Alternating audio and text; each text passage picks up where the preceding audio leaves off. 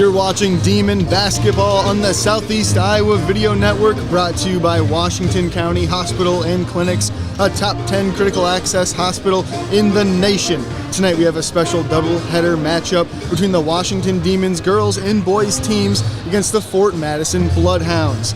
We welcome you to the announcers table. My name is Brady Barron. Alongside me is my partner Joel Keller for the evening, and thank you for joining us for the Fairway Meat and Grocery pregame show. The Demons so far in the season, they're 3-6, but Joel, they're 2-1 in the conference, and well, for Fort Madison, they're 5-2 overall, but 3-0 in the conference. So both teams with a winning record in the conference. For the Demons, Joel, who do we got to keep our eye on? Yeah, for the Demons, it's all Adeline Long. She has been outstanding this year. More of an interior player, but she is not afraid to shoot the ball from outside the arc. I mean, we saw in their game against Mount Pleasant 2 games ago. Long went 3 for 7 from three-point range, 5 assists, 4 rebounds. She can really do it all. And she's going to need to get going for this Washington team early to get that lead, to get a comfortable spot going into the later parts of the game. Yeah, that's right, Joel. Speaking of their three-point shooting, you mentioned that Mount Pleasant game, 46% for the whole team, and each starter hit a 3 in that one, Joel. So that's kind of something they're going to look to do as well, continue that momentum a bit in this one. Yeah, you mentioned all the starters hitting a 3, and then Reagan Miller had 2 3-pointers off the bench. That is just what you need to get that offense going. You get all those 3-pointers to fall in. It spreads out the defense. They got to focus on the arc, and then you can drive. And, you know, those layups are much easier to hit than those 3-pointers, I'll tell you that. That certainly is true, Joel. But speaking of three-pointing even more, Oakley Saboski, she's their leading three-point shooter percentage-wise, Joel, against Mount Pleasant, 3 for 5. Yeah, I mean, you kind of mentioned it there, a lot of three-point shooting. That's the name of the game for this Washington Demon team. Saboski's a big reason why. She went 3 for 5 in that Mount Pleasant game, 43.8% on the season. That's where the three-pointing shooting starts and finishes there. If Saboski's hitting her threes, Demons are in a good position probably. Yeah, Joel, the Demons currently on a 9-game losing streak to the Bloodhounds, so that three-point shot certainly could be something that can help push them over the edge in this rivalry matchup today. Yeah, they're definitely going to need it. And along with that, I mean, you gotta drive the ball well, you gotta pass well, take care of it. Obviously are always keys to the game. So if they can get that three-point shooting now, it seems like so far this season, they get that, everything else starts to click together. They start getting that confidence on the offensive side. Now, Joel, Fort Madison, they certainly have an impressive basketball player in their team. They do. Deanna Davis, she has been phenomenal this year, averaging double-double, 17 points per game. Is just unreal for Fort Madison. And she kept it going in their last game against Burlington. She had 26 points in that one, 8 for 14 from the field, 3 for 5 from 3. She can shoot really well, which is really good for a tall player. She normally plays more inside player, inside attack, but she has been phenomenal this year. And on top of the scoring, you know, she's got 4 steals, 1 block in that Burlington game, and 14 rebounds, 11 of which coming on the defensive side. So just the defensive anchor for the Bloodhounds. You said it averaging a double-double, and you mentioned game against Burlington. The Bloodhounds scored 49 in that one. So she had a sizable chunk of their offensive production in that ball game. But something else to mention is free throw shooting for this Bloodhounds team. Yeah, in that Burlington game, Fort Madison won by 10. They went 15 from 20 from the free throw line. So a big difference in that one. And shooting 75%. In the season, they're shooting 58.5.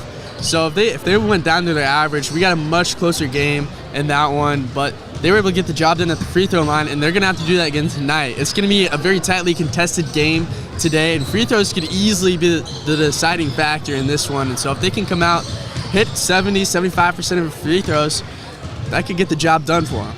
Yeah, Joel, free throw shooting, obviously a big component of any game, but especially coming off that one in their last time out. Now, they also have another player that's important to keep your eye on, right, Joel? Yeah, Hadley Wolf. She's second on the team in scoring, 14 points per game, and she shoots the most threes for the team. And this team really isn't a three-point shooting team. They like to take their time, find their spots inside the arc, in the post, and if they want to get the job done early, they want to get out to that comfortable lead that every team wants early on, Wolf is going to have to hit some threes. She's only shooting 24% on the season, 0 for 5 against Burlington. So if she can get going here, shake off that little cold streak, maybe winter break helped her out a little bit, you know, get some more confidence in the gym. If if she can get going, I really like Fort Madison's odds today. Yeah, I mean, another thing to keep your eye on with Wolf, she averages 4.6 steals per game, Joel. Yeah, 4.6 steals per game. It's going to be big. So turnovers are the name of the game here in high school basketball. If you can protect the ball, that puts you in just such a much better position than if you're, obviously, than if you're giving up turnovers every other possession. And she's not the only one averaging a sizable chunk of steals either. Davis with 3.6 as well. So important for Washington to keep their hands on the ball tonight in this one. Some other metrics to keep your eye on a little bit. Rebound average. The Bloodhounds average 30, just about 34 to Washington's 21. So sizable difference there in rebounds. That's a huge chunk of the game as well. It is, and it's interesting because Washington, down the roster, is a bigger team. Of course, Fort Madison is Hallie Menke. She's 6 foot tall. She's got the height advantage on the box score, but we'll see if Washington can crash the boards as a team and try and make up some of that rebounding advantage that Fort Madison has. And another thing to keep your eye on, scoring average. The Bloodhounds average is about 50 points a game, while the Demons are right around 40. So a little bit of a sizable gap there. The Demons are going to have to slow this one down a bit and keep the scoring to a minimum. Yeah, and it's interesting because Fort Madison is a much slower team. They like to pick your defense apart, whereas Washington is more of a running gun. First open shot they have, they're taking it no matter where it is. So it's really interesting that there's a discrepancy there. I think it's going to be much closer. We're going to see them in the higher 40s, lower 50s probably is my prediction. But we're going to see if that three-point shooting from Washington can get themselves their second win of the conference season. Now, before we head to break, we want to remind you that this game is live on the Southeast Iowa Video Network Facebook page and on the Southeast Iowa Union YouTube channel as well. This has been the pregame show brought to you by Fairway Meat and Grocery. When we come back, we'll have the first tip from here in Washington, so stay tuned. In the heart of rural Iowa, where community matters most, the connections we make are made to last. Meet KCTC, your hometown internet, phone, and TV provider. At KCTC, we're not just about technology, we're about people. Our dedicated team are your neighbors, committed to bringing you top-tier services right where you live. We believe in giving back to the community that raised us. Experience the power of a real connection with KCTC. Join us in building a stronger, more connected Southeast Iowa. At Seafirst Credit Union, we're all about making connections, like how we connect you to that dream vacation with a savings account designed to help get you on the flight there. Connect with Seafirst today and see why together is better. Introducing Hy-Vee Market Grill, where every meal is a delight. Start your day with our mouthwatering breakfast options and savor flavorful lunches with friends and family. Cap off your day with our delectable dinners. Hy-Vee Market Grill, where every moment is delicious. My name is Levi Lyle. I have lived in Kielder my entire life, but I've been an organic farmer for about a decade. Truly, the reason to do business locally is because of the joy and fulfillment that comes in relationships. Coming to Professional Proteins is an opportunity to work with good people. There are places where all roads lead to families providing for their loved ones and their community. That's where you'll find us. Generation after generation, Farm Bureau Financial Services. It's your future. Let's protect it. Washington County Hospital and Clinics, providing quality health care that puts you first. Whether during a hospital stay, seeing a primary care provider for wellness exams or sick visits, minor surgery to a total joint replacement, or recovering from an injury, we're here when you need us. More than you expect for your health care. Washington County Hospital and Clinics. Hills Bank is a bank of people who are willing to go the extra mile. We find sincere ways to connect with those we serve. Hills Bank is banking on human connections. The Connie and Amanda team is dedicated to giving back to our community by actively engaging with our clients, businesses, and the public. When it comes to helping you find your next home, investment, or commercial space, the Connie and Amanda team is here for you. Hey, this is Matthew Roeder, owner of Roeder Epoxy. I'm excited for the opportunity to help you turn your ordinary floors into extraordinary floors. Garages, basements, patios, offices, I'm ready to go to work for you. Roeder Epoxy and online at roederepoxy.com. Fairway is the place to be all season long for your grocery needs. Drive through the lane for the snacks and drinks you need to keep you in the game, and don't forget to grab a meal for a post-game feast. Make Fairway your home field advantage. There are places where all roads lead to families providing for their loved ones and their community. That's where you'll find us. Generation after generation, Farm Bureau Financial Services. It's your future. Let's protect it. In the heart of rural Iowa, where community matters most, the connections we make are made to last. Meet KCTC, your hometown internet, phone, and TV provider. At KCTC, we're not just about technology, we're about people. Our dedicated team are your neighbors, committed to bringing you top-tier services right where you live. We believe in giving back to the community that raised us. Experience the power of a real connection with KCTC. Join us in building a stronger, more connected Southeast Iowa. At Seafirst Credit Union, we're all about making connections, like how we connect you to that dream vacation with a savings account designed to help get you on the flight there. Connect with Seafirst today and see why together is better.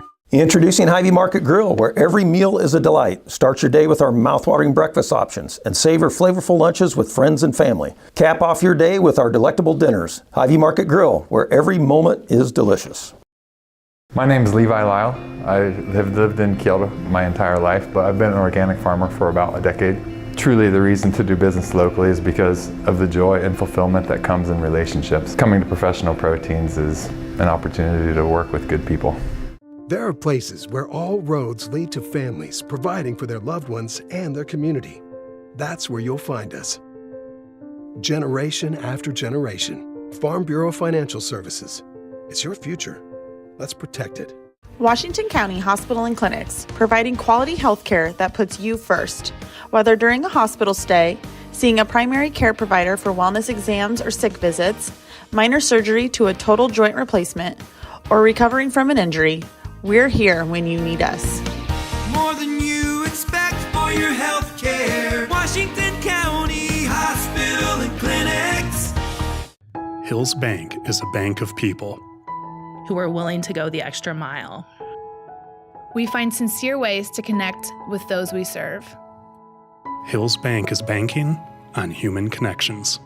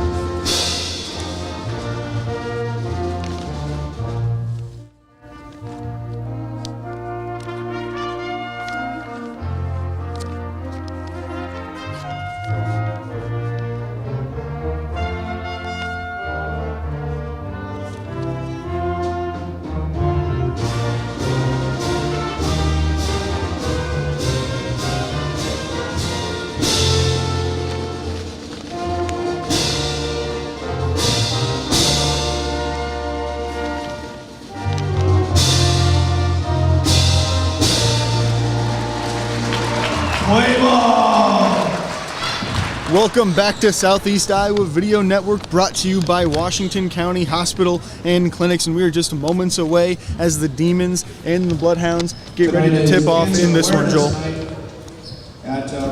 Starting for the Demons, we have Addie Long. Along with her is Addison Miller, Oakley Sabaski, Reagan Miller, and Sarah Bairdo. And for the Bloodhounds, we have Dayana Davis, Hadley Wolf, Raylan Turnbull, Charlie Hubner, and Hallie Menke.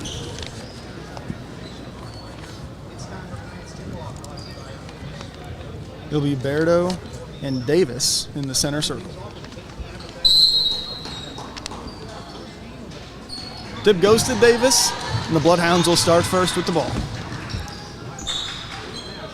Big one here. Fort Madison sitting on the top of the standings in the conference, and Washington right next to him, 2-1.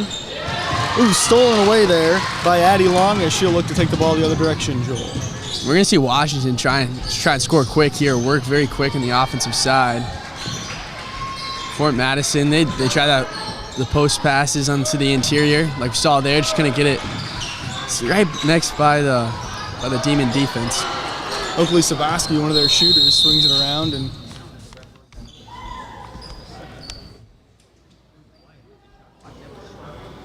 oh, it looks like there's a clock issue here. I was gonna say I don't recognize that signal, Joel, but that's because he just said stop. So I don't think the shot clock was going yet. So Demons got a little extra time on the clock now. Looks like they're figuring out how to get their way through this predicament. Right away, we saw Fort Madison try and work inside, try and find their star player, Deanna Davis, on the interior, but couldn't quite get it into her. Addie Long now taking a screen at the top of the key. Swings it to the corner. Back up to Miller at the top as well. Shot up is no good from Reagan Miller on that one. Just a shot clock shot there. Yeah, good defense by Fort Madison. Washington got onto the right side of the court, and Fort Madison just trapped him over there and forced a bad shot there. Wolf leading the offense here for the Bloodhounds. Davis with an inbound pass, now back out to the left corner. Davis driving down the lane here. Back up to the top. Turnbull now trying to make a move on the offensive side, but the defense here, Joe, stout. Ooh, the shot is up, and they'll get another shot clock shot here. Both these defenses coming out strong to start this one. Yeah, I mean, 2 35-second possessions. And Demons showing that they can play defense real well. And Fort Madison showing that they can stop this Demon offense that loves to run, that loves to move. Ooh, just a miscommunication on that pass there, it looked like, Joel. So turnover from Reagan Miller on that one as the Bloodhounds will take over. Now Wolf, she leads the team in assists with 4.4, so she's the one conducting the offense here for the Bloodhounds, and we see that there with a kick-out pass to an open player. Wasn't able to receive it, though. Ooh, nice drive to the lane there. Shots up, but it's blocked. Blocked by Sarah Berto there on that one. Rejected at the rim, still scoreless through a couple minutes in this one.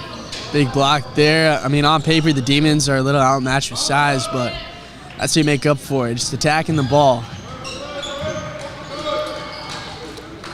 Demons working the ball around the perimeter here.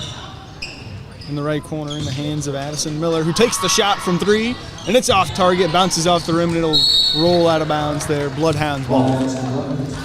Addison Miller, good job, good movement there, getting open, getting that open shot from the three-point line, just not able to get it to fall quite yet. Demons are going to need that here later in this one, get that three-pointer to go.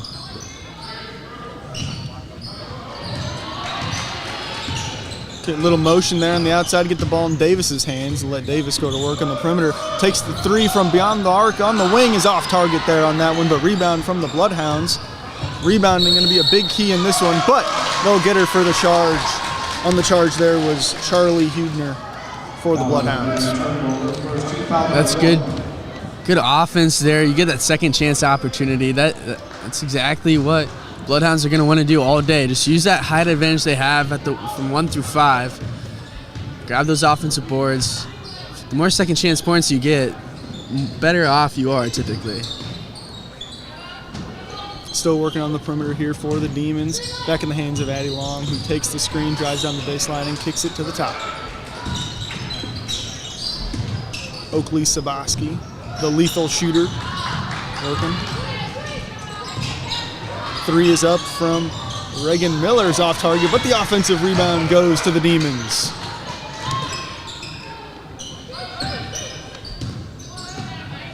Still working around the perimeter here. Not a lot of going on the inside, Joel. Yeah, and Fort Madison's doing a good job locking up the perimeter. They're not allowing a lot of movement driving-wise or just any step around move that the Demons could do, and they're guarding way out there. I mean, you see them out near those volleyball lines out there on the court. Drive and kick there, but a travel there in Oakley Sabaski before the pass, so Stout defense there from the Bloodhounds as well. Stout defense from both these teams. We're about halfway through this first quarter. No points scored yet. Yeah, I mean, first team to get the ball through the basket here. You know, you got all the momentum at that point. They just got to see one go in.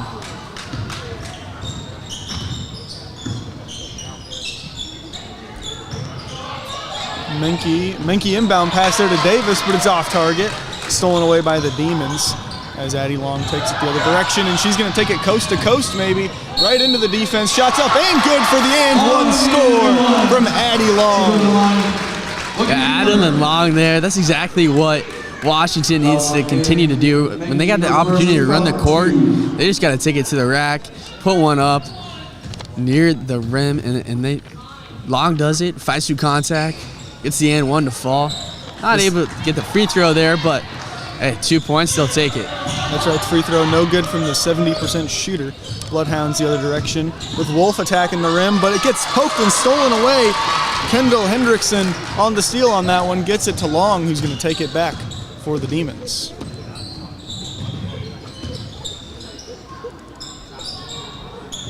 See Washington working the perimeter now. They haven't really been able to attack on the inside still in their set offense. Of course, Fort Madison, they have that length down low. So it's going to be hard for Washington to score. They're going to have to on the inside. They're trying to get cuts to the rim here, but just not a lot going for them. But the drive from Oakley Sabaski gets the foul on the shot. She'll be shooting two. Shot's no good.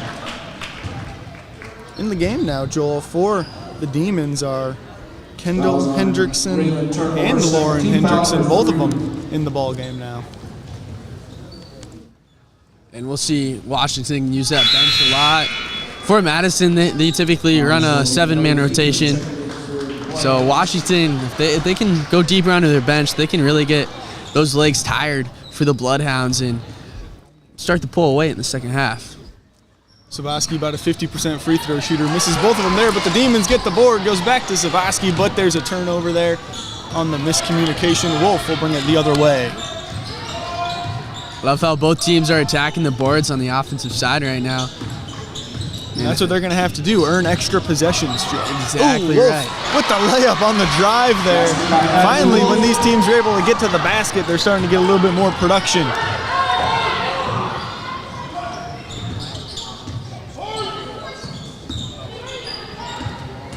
Long now, double screen at the top.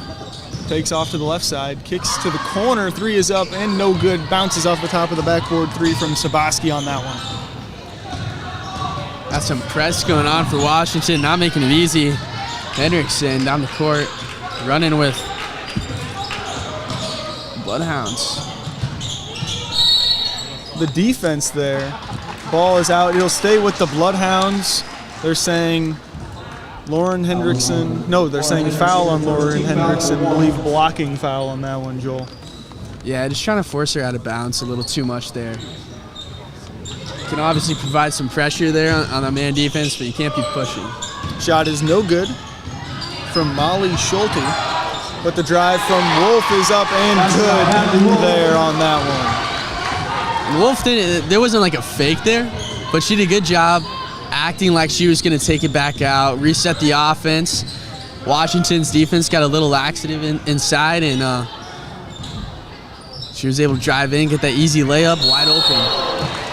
Travel there, so turnover by the Demons. A couple turnovers early in this one from both teams. Yeah, and you see the defensive pressure. I mean, we've talked about how the defense playing very well today. 4 points for Fort Madison, 2 for Washington. So, of course, defensive game, but, they've just been attacking those passing lanes and making it hard for both teams, making it hard for teams to get inside, get on the interior. Molly Schulte was in a bit of a predicament there, but was able to get out of it. Then we got a push down foul on the Demons. It'll be on Addison Miller.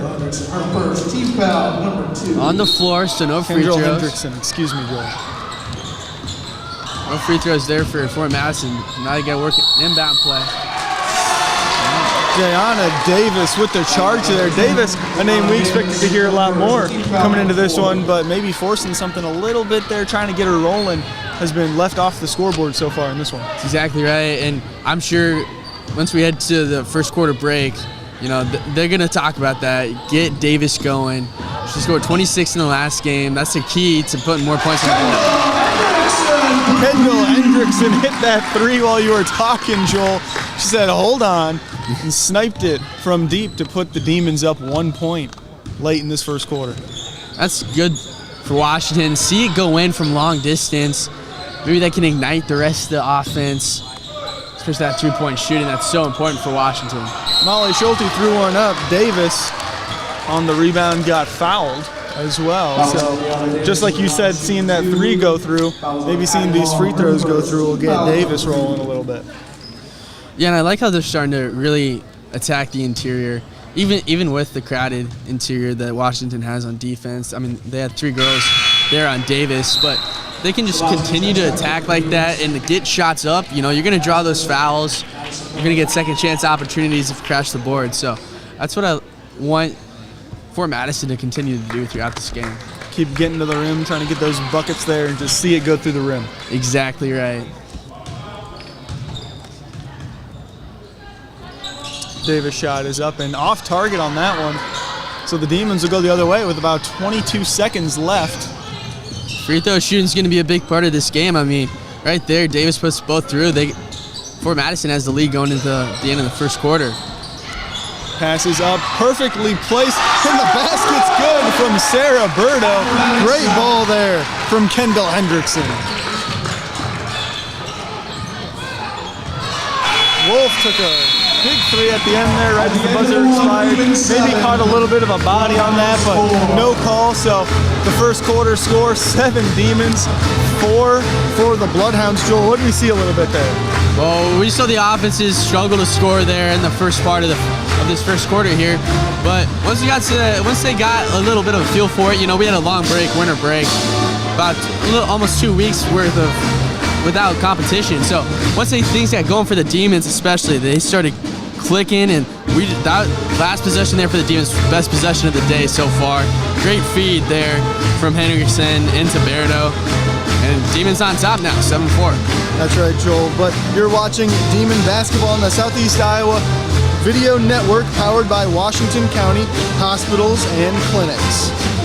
The Connie and Amanda team is dedicated to giving back to our community by actively engaging with our clients, businesses, and the public.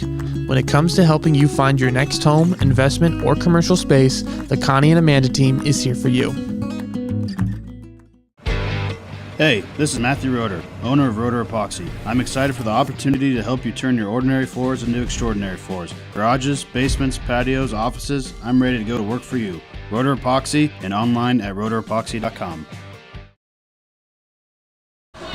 Welcome back. You're watching live Demon basketball on the Southeast Iowa Video Network, powered by Washington County Hospitals and Clinics. Currently, the Demons are on top 7-4 over the Bloodhounds. Inbounding for the Demons, Addison Miller. And the Demons, so far, you know, they had that nice little stretch there at the end of the first quarter. 5-0 run coming into the second.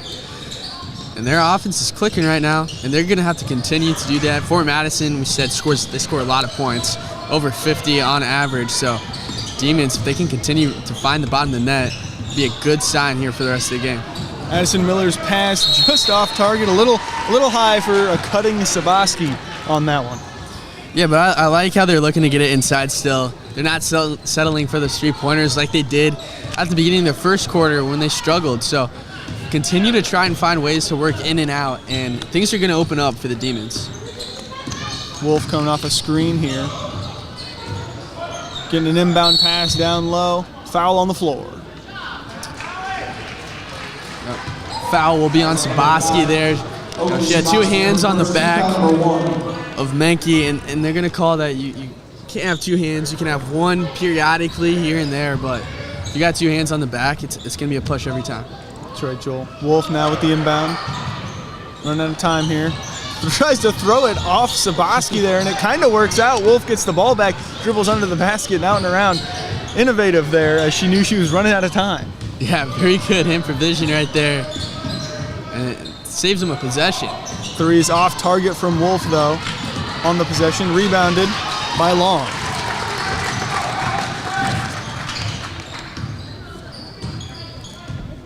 Long takes the three from the top of the key, and it's good! From beyond the arc, Addie Long hits the basket. Long took advantage of Fort Madison, kind of laying off that defense. We saw them attacking the perimeter defensively, Bloodhounds have, and once she got space, Long was able to put it through, confident, and get a good lead here going for the Demons.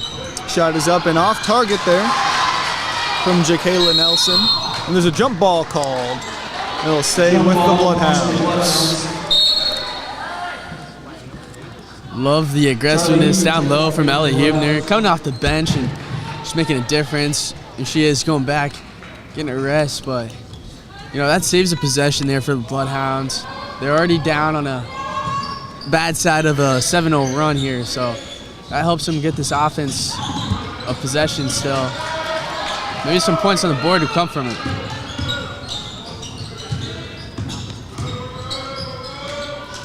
Gets the ball in the hands of Davis, who attacks the rim and puts a shot up. No good, but she is fouled, so she'll head right back to the free throw line. Foul on Sabaski as well, so that's her second one so far. Davis just needs to keep doing that. She's a scorer. She can score at any point, anywhere. You see her get her first points there on the free throw. This team is going to go the way that she goes the rest of the game. Davis continues to struggle to put the ball in through the net. This Fort Madison team is going to struggle to score points. It's as simple as that. See if that takes the lid off the basket for Davis here.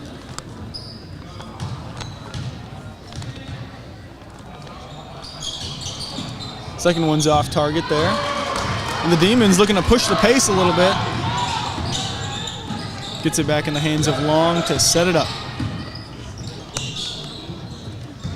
Ooh, tried to get it back to her on the cut. Long saved it, though, from going out of bounds. Nice play from Long. Ooh, but it's thrown over and back there by Kendall Hendrickson. So a little bit of a crazy possession there. Yeah. The ball's flying a little bit all over the place on that one, Joel. Yeah, and Fort Madison did a really good job defending that pick and roll there between Long.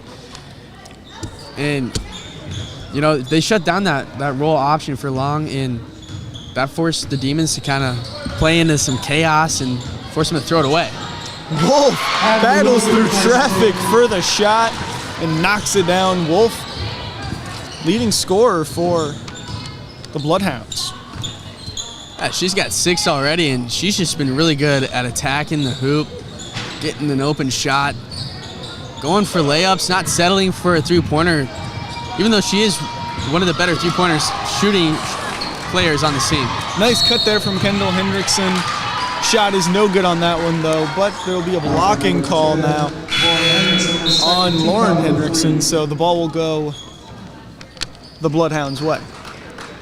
2 fouls now on Hendrickson here in the first half, and that one really just kind of looked like a little bit of frustration. Demons last couple possessions ended in turnovers and missed shots, and you're trying to make something happen on the defensive side to get the offense going, but you got to be careful about being too aggressive. Wolf feeling it with that shot there a little bit, and it's an off target. Scuffle on the ground. Calling a travel on the rebound there. Not a lot of happy campers on that one. Yeah, and it was an awkward play there. Travel there going Fort Madison's way, but it really could have been a jump ball or anything. Her girls just falling on top of each other going after the rebound. Shot there by Menke's no good, but battling underneath is the Bloodhounds. They get a couple offensive rebounds there. Attacking the rim is Davis. Shot is no good as well. So possession there, a couple extra shots for the Bloodhounds, unable to get anything to go. Yeah, and there's a good shot fake there by Davis. So it's timeout now for the Bloodhounds. But it was a good shot. However, she drove in. Demons doubled. They've done a good job with help defense on Davis all day, and that was one of their better possessions so far, just shutting down Davis. She didn't get any room to work with down there and forced a wild shot that went out of bounds, and now the Demons get the opportunity to work the other way. Yeah, and the Bloodhounds there taking a quick timeout, maybe trying to get everything settled down a little bit, get everything together. I mean, just a 3-point deficit here, nothing crazy. So just get settled, get recuperated here before they head back out for the rest of the second quarter. Yeah, and if they're doubling Davis, that means that someone's going to be open there on Fort Madison. So I'm sure they're just talking, find the open person, start spreading out this Demon defense, force them to guard the entire court, not just the interior. Bloodhounds came out with a little bit of pressure there on that one. Demons broke it well, but drew up a little bit of pressure out of that timeout. Yeah, and that's what I like to see. They're trying to be aggressive on defense and hope that goes on to the other side and help them out offensively, create some turnovers and transition. Long set up that three, and it was just off target. But the hustle play there by the Demons sets up the jump ball. Fort Madison fans not thrilled about that one. Yeah, and that was just great effort there from Hendrickson. We didn't have the best look at it over here. Hendrickson kind of reaching around up to the front side of the Bloodhound player, and she was able to get all ball there. Kendall Hendrickson, who's left wide open, unable to hit the shot though, and the Demons bringing it the other way. That one looked good. Hendrickson thought it was in, but just not able to fall, hitting back iron there and rimming out.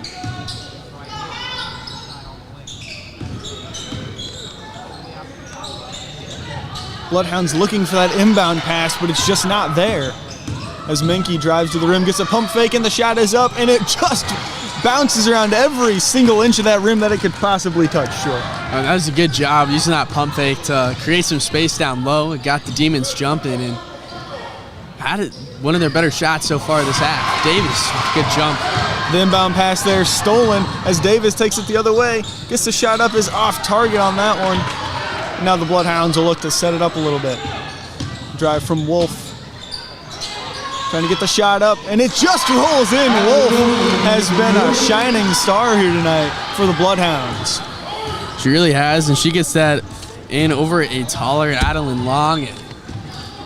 Demons really good switching on defense, but Wolf is able to just work through that and find her shot.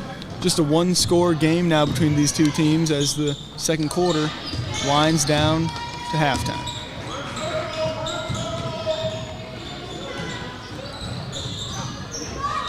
Ball's over in Long's hands now. Looking to drive, behind the back dribble, attacks the rim, throws up the shot, and the layup is good from Addie Long, making a move there and getting the basket to go. Yeah, what a move on that behind the back play. Forced Fort Madison to completely bite on her going left and left the right side wide open. She was able to dribble around a couple of players down in the post, and just a nice move, setting up a nice easy layup. Ball stays here with the Bloodhounds. It'll be Wolf inbounding to Davis. Now around to Menke. A little bit of a miscommunication, it looks like, on that one, and there'll be a holding foul. Kendall Hendrickson, I believe. Yes. The Hendrickson sisters now foul trouble. Both have two here. 2 minutes left in the first half, so they're going to have to play a little less aggressive defensively. Going to make sure they're available near the end of the game. Davis gets fouled, takes a shot with 3 Demons around her, and one of them, or a couple of them maybe, even, in on the foul there, but that'll send her to the line once again. Yeah, and it's interesting, though, because Davis has been struggling from the free throw line here to start the game, and, the last one against Burlington, she went 7 for 9. She gets one going. That's her second point of the day. So she's 2 for 7 so far, and if she can start to get those free throws going, she's shown she can get to the line against this Demon defense, so she can create some points from the line in that way. And that could certainly get her in a bit of a rhythm there. She goes 2 for 2 that timeout. Brings the Bloodhounds to within 1, too. So big free throws here nearing the end of the half. Double screen at the top gives Addie Long a 3-point attempt, and it is just short off the iron. Bloodhounds will take it the other direction. Davis with the ball. Very similar spot to where Long hit. And Davis takes the 3, Joel, and it is off target as well. Everyone, I feel like, touched that one, but it'll be Demons ball. Love the attack in there from the two of the better players here on the court, two of the top scorers on the court, looking for their shot. And they both had good open looks, just not able to get it to fall. Pass a little high for Long, but she reels it in and takes it across the court, breaking the press, takes it all the way to the basket, puts the shot up, but the charge is called on Addie Long. It'll go the Bloodhounds' way. Great job by Hallie Minke. Not giving in any fear from Long, driving in on her almost fast break after breaking the press. But Minke just stood there, stood in position, beat her to the spot, got the charge call to go her way. It was kind of like a little bit of a fast break possession there, Joel, like you said. And Long, she's been good around the rim so far in this one, so good charge there. Ball's in the hands of Davis now in the right corner. A little bit of a jab step. Ooh, behind the back dribble from Davis. Looks to take it to the rim, takes a jumper off target there. Menke tried to get the board. It's in Demons' hands, and the Demons will get the timeout off that rebound. They were in a bit of a precarious situation under the basket there, Joel, but they were able to get the timeout and save the possession. Great timeout by the coaching staff, and really good effort as we've seen all day from Hendrickson. And you know, she's got a couple fouls, but she has really made up for it rebounding wise and just giving in that effort underneath that's really helped the Demons even out the rebounding battle that was a little lopsided in the box score here coming into the game. Certainly has, Joel, and forced a jump ball on the other side as well.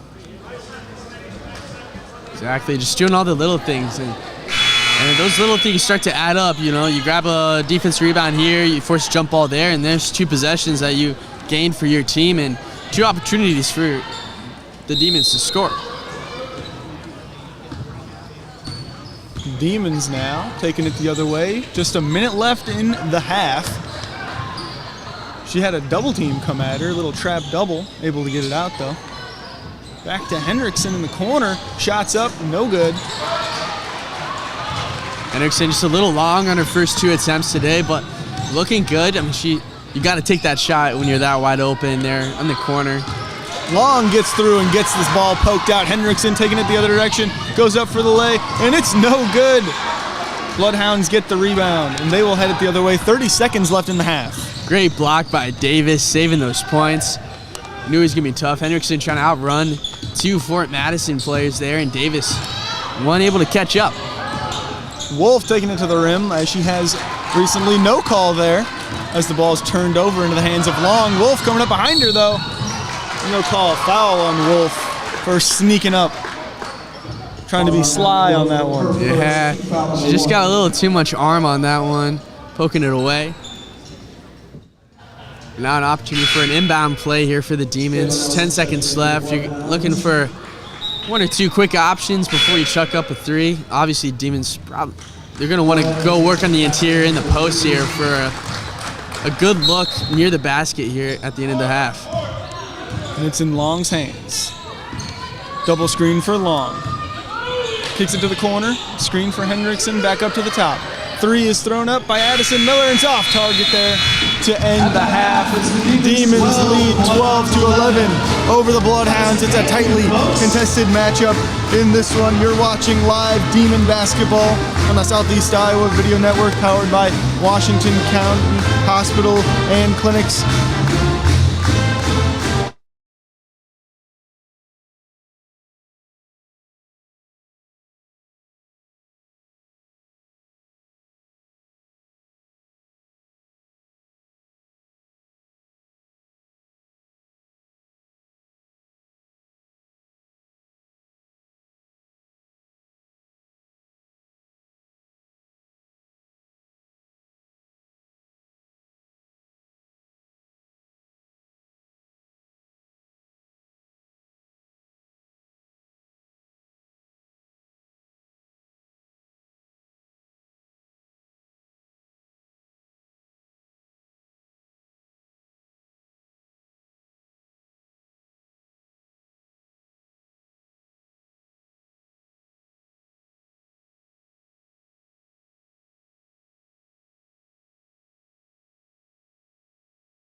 There are places where all roads lead to families providing for their loved ones and their community.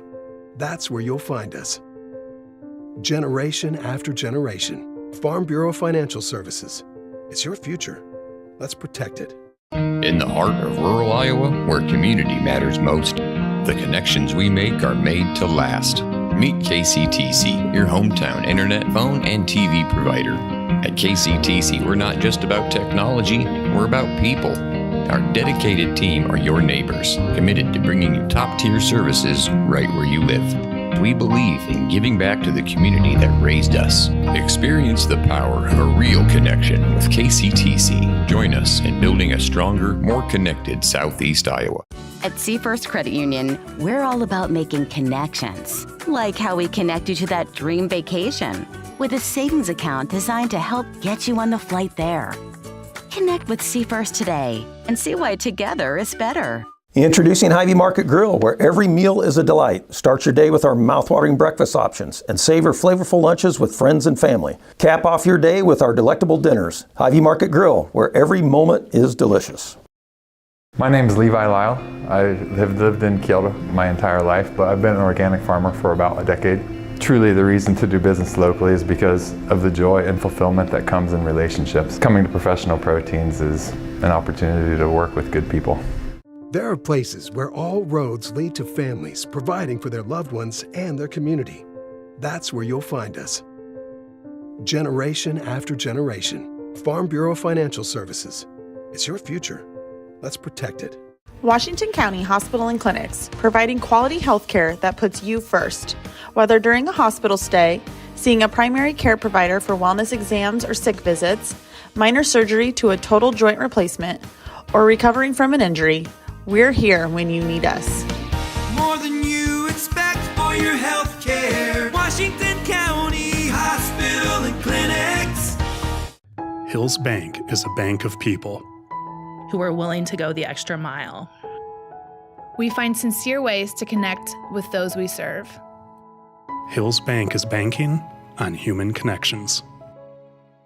The Connie and Amanda team is dedicated to giving back to our community by actively engaging with our clients, businesses, and the public.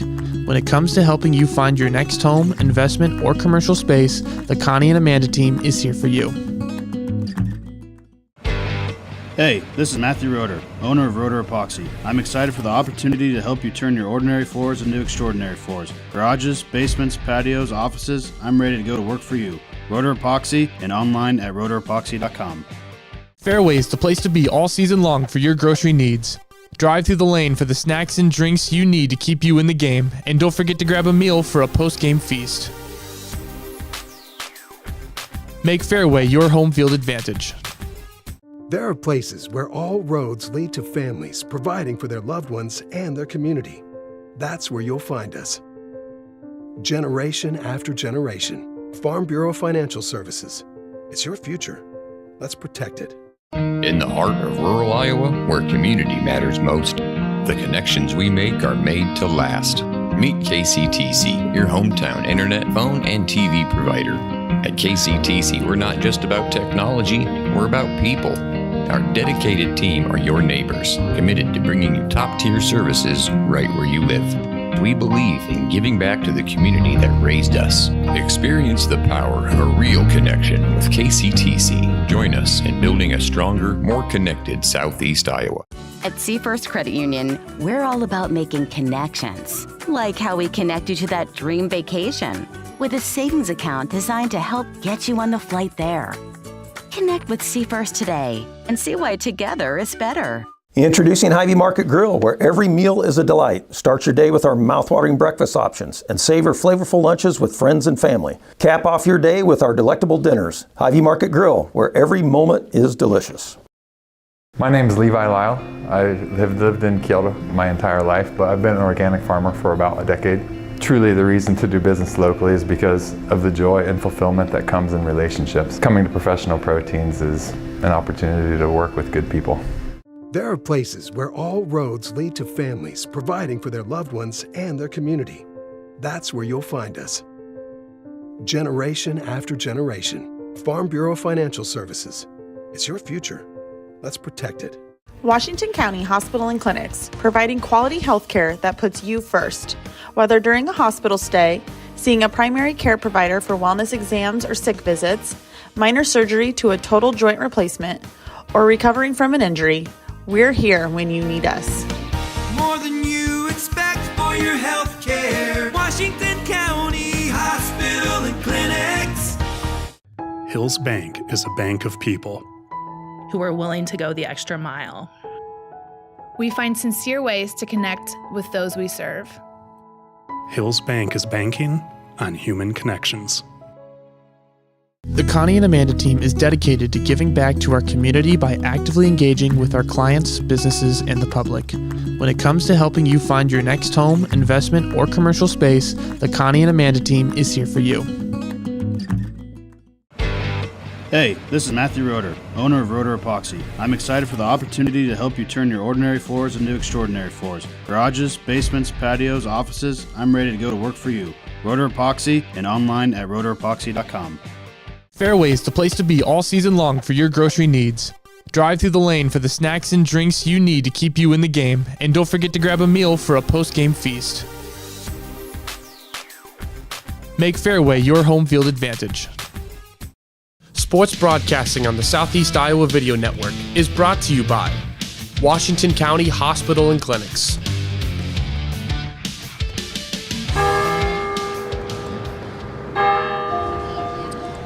Welcome back to the Roeder Epoxy Halftime Report, presented by Roeder Epoxy, your premier destination for high-quality epoxy flake flooring solutions. The Washington Demons currently lead the Bloodhounds by 12-11 at halftime. Joel, who's been leading the way for the Demons? For the Demons, it's all been Adeline Long, really. She's got 7 points. She's been really good at getting to the rim and just attacking. And also, Kendall Henderson has really helped out there, too. She has 3 points, but she had a nice assist. She's been doing a good job moving the ball. And Long and Henderson have been really good at finding those open shots, especially beyond the perimeter. They haven't gotten many to fall yet, but I'd expect those to start falling here later in the second half and helping Demons get to the finish line. Yeah, that's right, Joel. Long specifically, she had a 3 where she was coming off a couple screens there, just put it up, nice look. A couple good looks as well from them. Look like they're close to going in. A couple of them haven't quite gone with them. But for the Bloodhounds, who's been leading the way for them? And for Bloodhounds, it's been Hadley Wolf. You know, she came in, she's averaging 14 points per game, and she's really found how to attack this Demon defense here early on. Just getting to the rim, finding that open layup, that open space down low. She had one that really stood out to me where she got the offensive rebound, dribbled out, acted like she was going to reset the offense, and made a quick cut in, and had that wide open look at the board. And she's got 8 points today so far, which making up Deanna Davis. She's the leading scorer for the Bloodhounds, who normally is the one who carries his offense, and she just haven't been able to find any room down low. The Demons came out, doubling her a lot, trapping her on the interior. And so Davis, she's gotten a lot of looks from the free throw line. She's gotten 3 to go in. But it's been Hadley Wolf that's been helping power this Bloodhound team, keeping them up there with the Demons here, 12-11. So it should be a good one. I'd expect Deanna Davis to continue to just get more into this offense, get going, get some field goals going here. Yeah, and part of that's been the defense from the Demons. They've been able to kind of shut down some of those inbound passes that the Bloodhounds have been trying to get their hands on, trying to get the ball in the paint to Davis. I mean, every time Davis gets the ball, it seems like there's multiple Demons just surrounding her, stopping her from getting a shot up, a good look up. Yeah, and the Demons have definitely made it an emphasis to switch once they enter the post, and they've done a really good job keeping that double team on there and really making sure they're not fouling. They've got a couple of players here in foul trouble for the Demons. You got Long, you got Sabaski, Hendrickson, both Hendrickson twins. They all got 2, so you got some room to work with. 5, you get fouled out, but they've done a really good job being aggressive, but not too aggressive where no one's got 3 fouls or 4 fouls here in the first half. So I think they've done a phenomenal job stopping Deanna Davis here early on.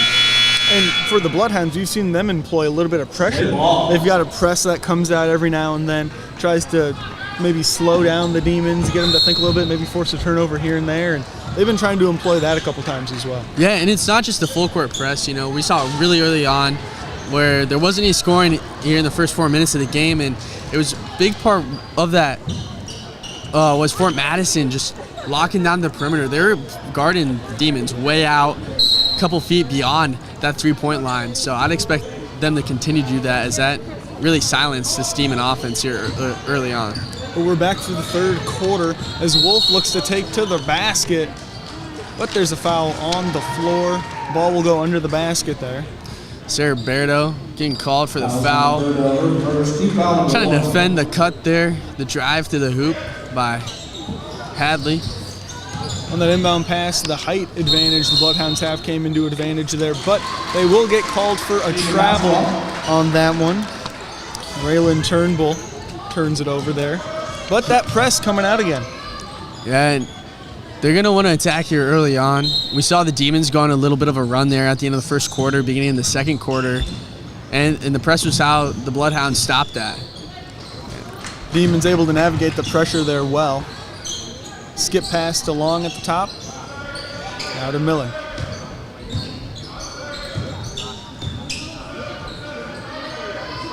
Slowing it down a bit for the Demons here.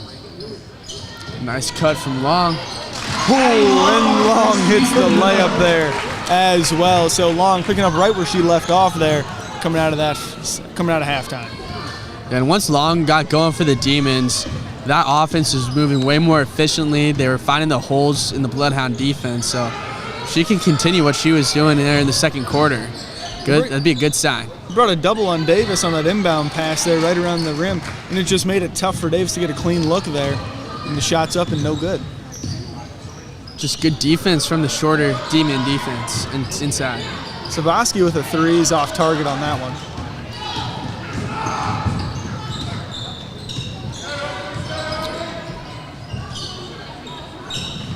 Fort Madison trying to work it on that left side. Nothing there. Demon defense just locking up, continuing those switches. Double team. That's interesting there, Joel. The double kind of came out to the perimeter on Davis on that one, which opened up an inbound pass, which they haven't been able to get a whole lot of so far in this one. Yeah, and I think that one might have been just been a miscommunication. You know, one of the players thinking that they were switching, the other one thinking that they were staying on their girl. But just good job by Menke, just corralling that pass and getting a shot up, and she got fouled on the way up, not able to get it to fall. But hey, you get 2 free throws here. First one goes in, and so opportunities to score. And there's nothing wrong with getting a couple free points like that. That keeps the lead down to just one once again here in this one. The press finally forces a turnover there for the Bloodhounds. Now a little bit of momentum in the Bloodhounds' direction. Yeah, Menke, she gets the 2 free throws to fall, then she jumps the passing lane and gets the turnover. Wolf's three is no good off that one. But Davis gets the rebound, but it's knocked away. Battle on the floor for the ball. And it'll be a jump ball situation. Demons will get possession. We've seen this all day where the Demons are doing a really good job of getting that ball down to their level. You know, they're playing a little shorter, 1 through 5, and they're doing a good job just attacking the ball off the rim. And if they can't corral it on that first touch, they're able to bat it around a couple players and somehow get some possession there. Picture perfect press break there, but the shot's no good from Lauren Hendrickson on that one.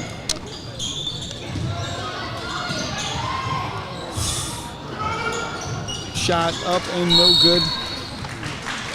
Davis kind of snuck behind the defense there, got open, but it was a good job by Kendall Hendrickson. Just making sure she was able to find Davis before the shot went up, and she provided enough defense there to make that shot tough, and Davis threw it up off the top of the backboard. Looked like Turnbull thought about shooting that one, but no, gets it to Wolf, who attacks once again, a little strong off the glass, but they get a blocking foul on that drive there. There's a third now on Hendrickson, Lauren Hendrickson, or Kendall, apologies, Kendall Hendrickson. And Wolf, we saw this in the second quarter, she had 8 points there, all near the hoop, and now she gets a free throw to go in, and she can continue to attack. That's going to bode well for this Fort Madison team, and just tied it up. Just tied it up, chance to take a lead here for Fort Madison. I believe that'd be their first one of the ball game if this free throw is good. And it is, so Fort Madison will take the lead here, 15-14. And once again, every time that dead ball comes, the pressure comes with it. Pressure is builded well for Fort Madison. Demons able to break it a little bit, going over the top, but Fort Madison milking that time off the shot clock, making it hard for the Demons to find their shot, the shot they want. The ball's moving quick now across the Demons. They're moving the rock. Sabaski tries to get the drive there, but draws the foul instead. There's a good attack there by Sabaski. Sabaski, more well known as a three-point shooter here for the Demons, shooting over 40% from outside the arc, but she can start to drive it on the inside. That can help open things up there on the perimeter as this game gets into its final stages. Give it to Addie Long at the top. Swinging it around the perimeter here is the Demons. Not a lot of work in the post on this one. Three is up from Addie Long. Off target, bounces off the front of the iron, and Davis saves the ball, but it goes back to the Demons, but now the Bloodhounds will finally get possession back, and they're trying to run. Ball's tipped there by Long, which forces an out of bounds. Fort Madison out of bounds there. Ball will go to the Demons. So wild possession there from both teams. Ball's bouncing all over the place. And it ended Charlie Huebner. Ooh, stolen. The press forced a steal there. Trying to go for a bit of a bounce pass. And the shot from Huebner was no good, but she'll go to the line. Yeah, that's another foul on Henriksen there. That's her third so far, and we've seen this battle a lot this quarter. I mean, Huebner, her hand was on the line when they were scrambling for that loose ball, which made it the Demons' possession, and then Huebner's able to deflect that ball off the inbound pass and gain possession, get up to the line. It's a great effort.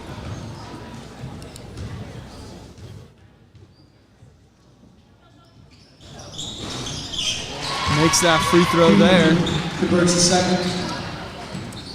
That press really starting to prove an issue here. They really are halfway through this third quarter. Once again, the press forces a turnover from a wild pass from Lauren Henriksen there to Addie Long. Bloodhounds are in business. They are, and Kendall Henriksen, she's got 3 fouls. She's got to sit on the bench for a little bit, and that takes a good ball handler off the court for the Demons, which makes it much harder for them to break this press. That's right. The Bloodhounds, they've kind of been living at the free throw line for a lot of their offense tonight, and it's starting to prove dividends here. And they'll draw another foul with the Bloodhounds. The Bloodhounds are just really good at getting to the line. They average 20 free throw attempts per game, and really, if you look at it, the games they win, they're shooting over 50%, and they've had some rough games where they're not making too many free throws and leaving a lot of free points there on the line. So if they can continue to shoot well as they have here in the second quarter and into the first part of the second half, that'll bode well for them here in the fourth quarter, but they got to keep them falling. Wolf goes 1 for 1 from the line. Demons will try to break this press again. It's given them a lot of trouble here in the second half. But they're able to get across half court. It could have been a scary place to pick up their dribble there, though, Joel. Yeah, she almost got herself trapped, but Long came over to help. 3 is up from Sabaski, and it's good. Banks it in on this Friday night. Sabaski looking over to the bench. She's kind of with a grin, like, well, it went in at least. Baseline J from Menke, no good. Sabaski with the rebound. Trying to get moving before the defense can really put any pressure on them, and they're able to get across half court. But they're trying to make Sabaski uncomfortable there. But get the ball back in the hands of Long, and they're going to set things up. Off the screen, kicks it to the corner. Now back to the paint. Little move there on the shot, no good. Travel before the shot. That'll be another turnover there from the Demons. It'll go the Bloodhounds' way. Yeah, there's just tough defense there for the Bloodhounds. They threw Washington off their game a little bit. Attacking the basket there was Turnbull. Draws the foul again. And we'll see who it's on. Oh, kickball. Yeah, we did not see the signal either. Kickball on that one, so no foul. It's good for the Demons. Foul could have went on Hendrickson there if they called it. Turnbull had a nice cut to the basket on that possession there. Shot was no good, but she picked her up right on defense there with that press. Demons able to break at that time, though. Three's up from Reagan Miller's off target. Rebound there from Menke, who gets tied up a little bit, forced to put the ball on the ground. Was able to get the ball back out into the hands of a ball handler.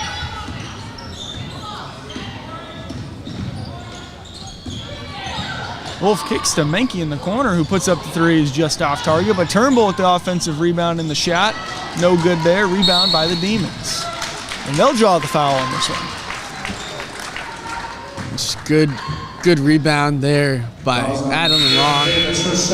For Madison, they've had a lot of second chance opportunities here, and that helped them get the lead. Of course, Demons able to battle back. Now it's tied 17-17, but Long did a good job getting that possession back. And now Fort Madison, you know, we mentioned earlier they have a 7-man rotation, and they can't press all half. You know, they're going to get tired, so they just Demons have to get something going here. Davis with the steal on the pass, looks to take it all the way, puts the shot up, and it's just off target, rolled around the rim, but should go to the line. Excuse me. Hubner with that steal instead, I believe.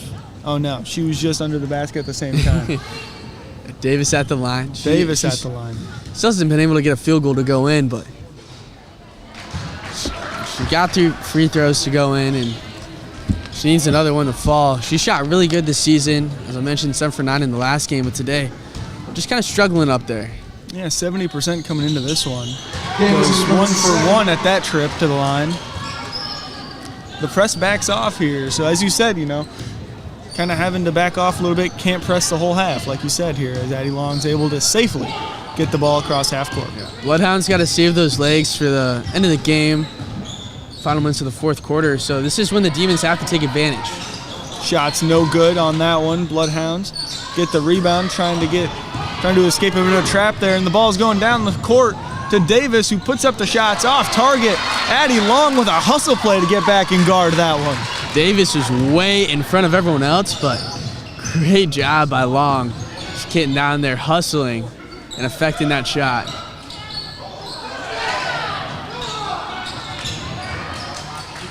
Trying to get the ball, a little bit of a wild inbound pass, a little bit of danger there. Some dribble handoffs on the outside. Good hands from Berto to get possession of that in the post. Ooh, wide open under the basket. Shots no good there from Addison Miller, but gets her own board. Some elbows caught there. Yeah, a little bit of an elbow there, but they play on. 20 seconds on the shot clock. Demons taking their time on this possession. Ooh, little move there. But just loses the ball, Addison Miller does, on that drive to the basket. Yeah, Miller was looking to make that move, the hesitation to the left. See if she could get an open shot from the three-point line, but not able to get enough space. I believe you have a warning on the Demons coach, so now he's got to sit. And he's not too happy with the no call down low on the drive from Miller.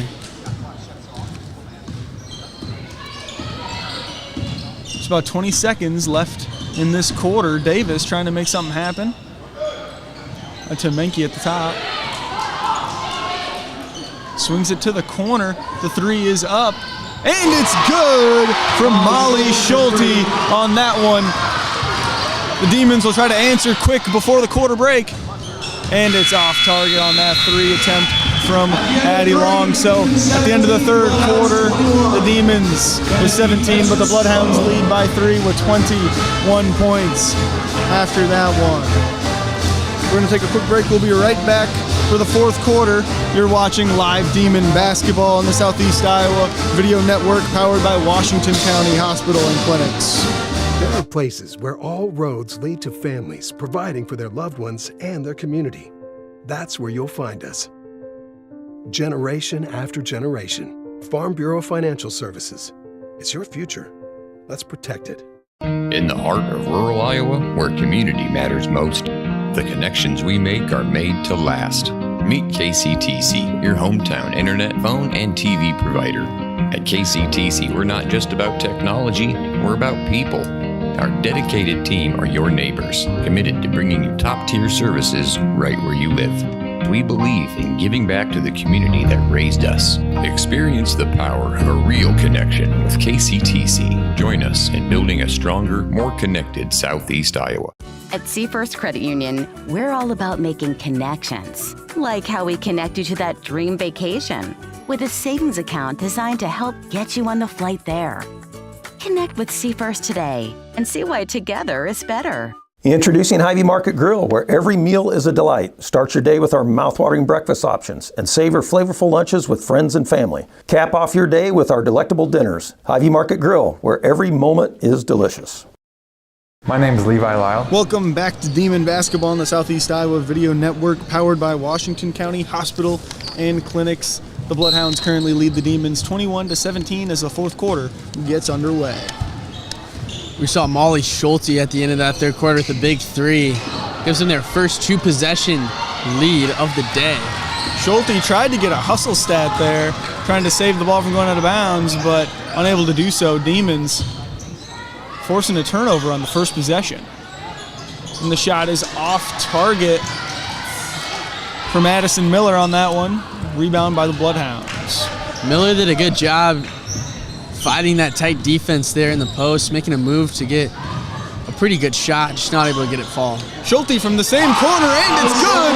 Schulte likes the right corner over there. He's got 2 threes in the last couple minutes of game action to extend the Bloodhounds' lead here. And Schulte went scoreless there in the first half, and able to come out here and bag 2 threes here as we get down into 7 minutes left in the fourth quarter. Just big time moments there for Schulte.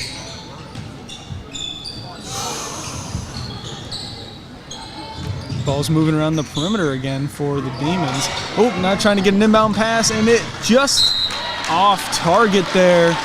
It was Miller going to Sabaski on that cut, but just a little too far in front of her.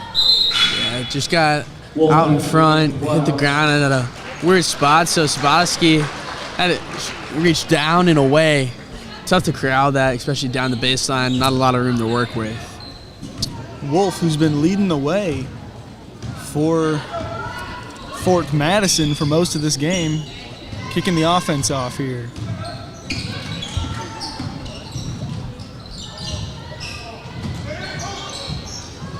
Schulte was open again there briefly in the right corner. Skip pass to Menke in the post, hop dribble, jump step, and the shot's good right in front of the basket. Able to get through the defenders there on that one. Great move there on the interior. Getting the job done, getting by the defense. And now we got a 9-point lead here for Fort Madison. They've been on their own little run here to start the fourth quarter. Still not allowing the Demons to get a score here. Yeah, it really started with a couple minutes left in the third, Joel. The Bloodhounds really started to get some things rolling, get some shots to fall, and forcing a timeout here by the Demons with their quick run here to start the fourth quarter. Yeah, and it all started with that full court press, and now, the Bloodhounds had to back off a little bit. They're saving their legs here for the end, and they're still putting that pressure on half court though, not making anything easy for the Demons. Whereas the Demons, their whole defensive plan of attack, the trap the Bloodhounds on one side, hasn't been working as much. Fort Madison's been able to get above that trap and out into the corner where we saw Schulte hit 2 big threes to really extend this Fort Madison lead. Yeah, and it really was that press, like you said, that kind of kicked this whole thing off. They were losing, the Bloodhounds were, before they started really hitting that press there in the third quarter. And since they kind of took the lead, they backed off a little bit, but they haven't let up at all. Yeah, you see him still guarding out on that in perimeter, way out there. I mean, Hadley's 5 feet beyond the perimeter there, guarding on Long. Kendall Hendrickson getting back in the ball game for the Demons. Sabaski was in a bit of a tough spot there. Drew a foul. Fouls on Wolf. So it'll stay with the Demons here, and they'll inbound from the sideline. That's Wolf's third foul there. Full timeout. Bloodhounds able to get a timeout there. Not a whole lot of action between the two timeouts, but we saw the Bloodhounds kind of trap a little bit there and get Sabaski in a bit of a tough situation. Yeah, I mean, this Bloodhound defense just came out in this fourth quarter looking to close out this game, and they've done a fantastic job so far. Demons, they haven't had an open shot here in the quarter, and they've had a lot of trouble just working the ball around instead of leaning on their passing like they did early on, which really helped them out in the second quarter. The Demons have been trying to just attack dribbling the ball, and that just hasn't worked out as well against this Bloodhound defense. Yeah, Fort Madison's been able to stop some of those cuts, too. Those cuts that were working a bit there in that first half. Haven't seen as many of those here in the second half. Fort Madison's been able to kind of shut those down a little bit. Yeah, 2 field goals so far here in the second half. One from Long and one three-pointer from Spassky. So this Demon offense is going to have to get going. They went at halftime 12 points. All right, now they've only got 17. Long will inbound for the Demons. Set play off the inbound. Gets it to the corner. Looked like Berdo wasn't fully ready for that, but was able to haul it in anyway. And it's just that Bloodhound defense guarding way out there on the perimeter. It makes it hard for those inbound plays to work. So that first pass is generally going to be way back outside the three-point line. They've been getting aggressive in the passing lanes as well. Turnbull gets caught for a foul there, 2 hands on that one. But that's kind of what they've been doing this whole time, is trying to get out in front of those passes as they're coming in. Gets it to Hendrickson. 3 is up and no good from Hendrickson. So a bit of a Hendrickson connection there on that one. But now it'll be Bloodhound's ball off a foul. Yeah, that three-pointer, that really could have helped out this Demon offense. It looked good going up, just a little short there. And Fort Madison just all day, they've done a really good job in the second half just sealing those box outs and grabbing those rebounds. Wolf off the screen. Trying to orchestrate the offense a little bit here. Gets it down low. A little bit of a wild dribble, loses control of the ball there. Demons get the turnover. Long to Hendrickson to Hendrickson. No, this is a big possession for the Demons. You got to get some points here off the turnover. And that's kind of what I was talking about a little bit ago, Joel, is that cut that they were kind of connecting on a bit more there in that first half. Just off target there again here in this second half. Yeah, and the Demons are going to have to find a way to make it work there. Bloodhounds, they're able to come out and just cement themselves on the perimeter, force that ball to stay on the outside of the paint, which the Demons, when they can work it inside, they get successful. Eddie Long, what a tough bucket there. A little bit of a jump step, pivot, step through kind of thing. What a basket. Yeah, if they can attack in the interior like that, that's going to help them a lot here in the final 4.5 minutes. Come back. They gave up a bucket there from Turnbull on the drive. No, Wolf, excuse me, on the drive. Yeah, just great drive from Hadley Wolf. Caught the defense. Just a little too relaxed. Not able to catch up to her. Ooh, shot's no good on that one. Looked like a little floater attempt there, but falls out of bounds. Bloodhound's ball.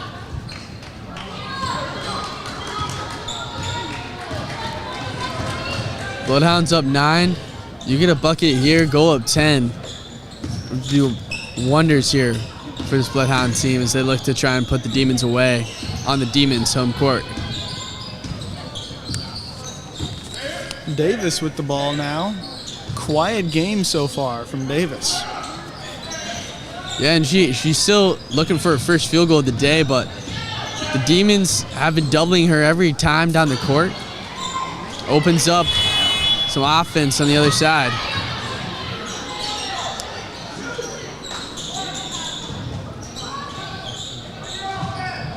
Schulte with the shot from the baseline's off target there. Menke, little aggressive there on that rebound attempt, commits the foul on that one. Yeah, and that was a good box out by Berto. Made it hard for Menke to work around her, so Menke just kind of stuck her hands over to the front side of Berto, hoping to just connect with the ball, but she connects with the ball, just gets a little too much of Berto on her way. B. Henriksen leading the way for the Demons here, gets it to Long. Step back three from Long is up, just Long on that attempt there and off target. Long, she's been one of those to fall all day. She got a really good one there in the first half off that screen, but she's not able to get that one to fall through. Open on the step back there as well, as Wolf orchestrates the offense on the other end.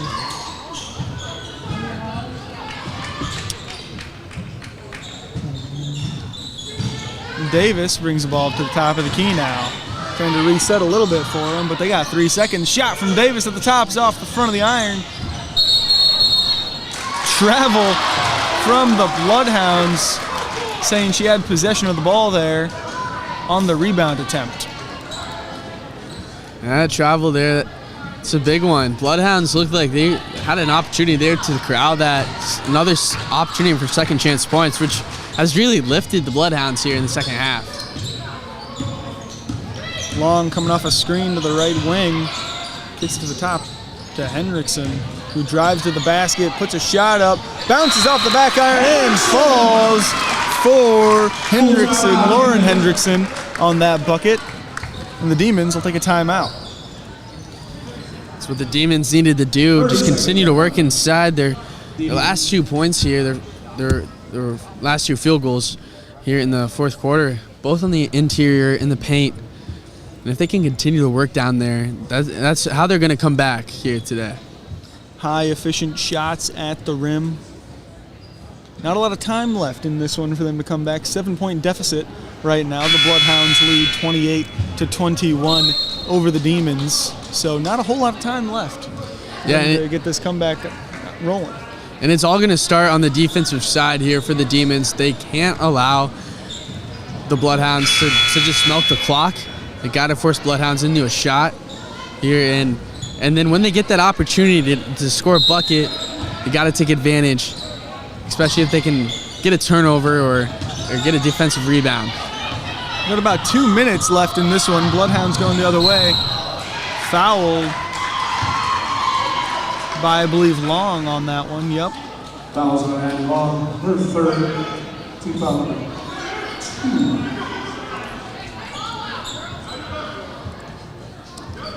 A lot of Demons now in foul trouble here. 3 fouls. No one yet to 4, so I've been doing a good job of that.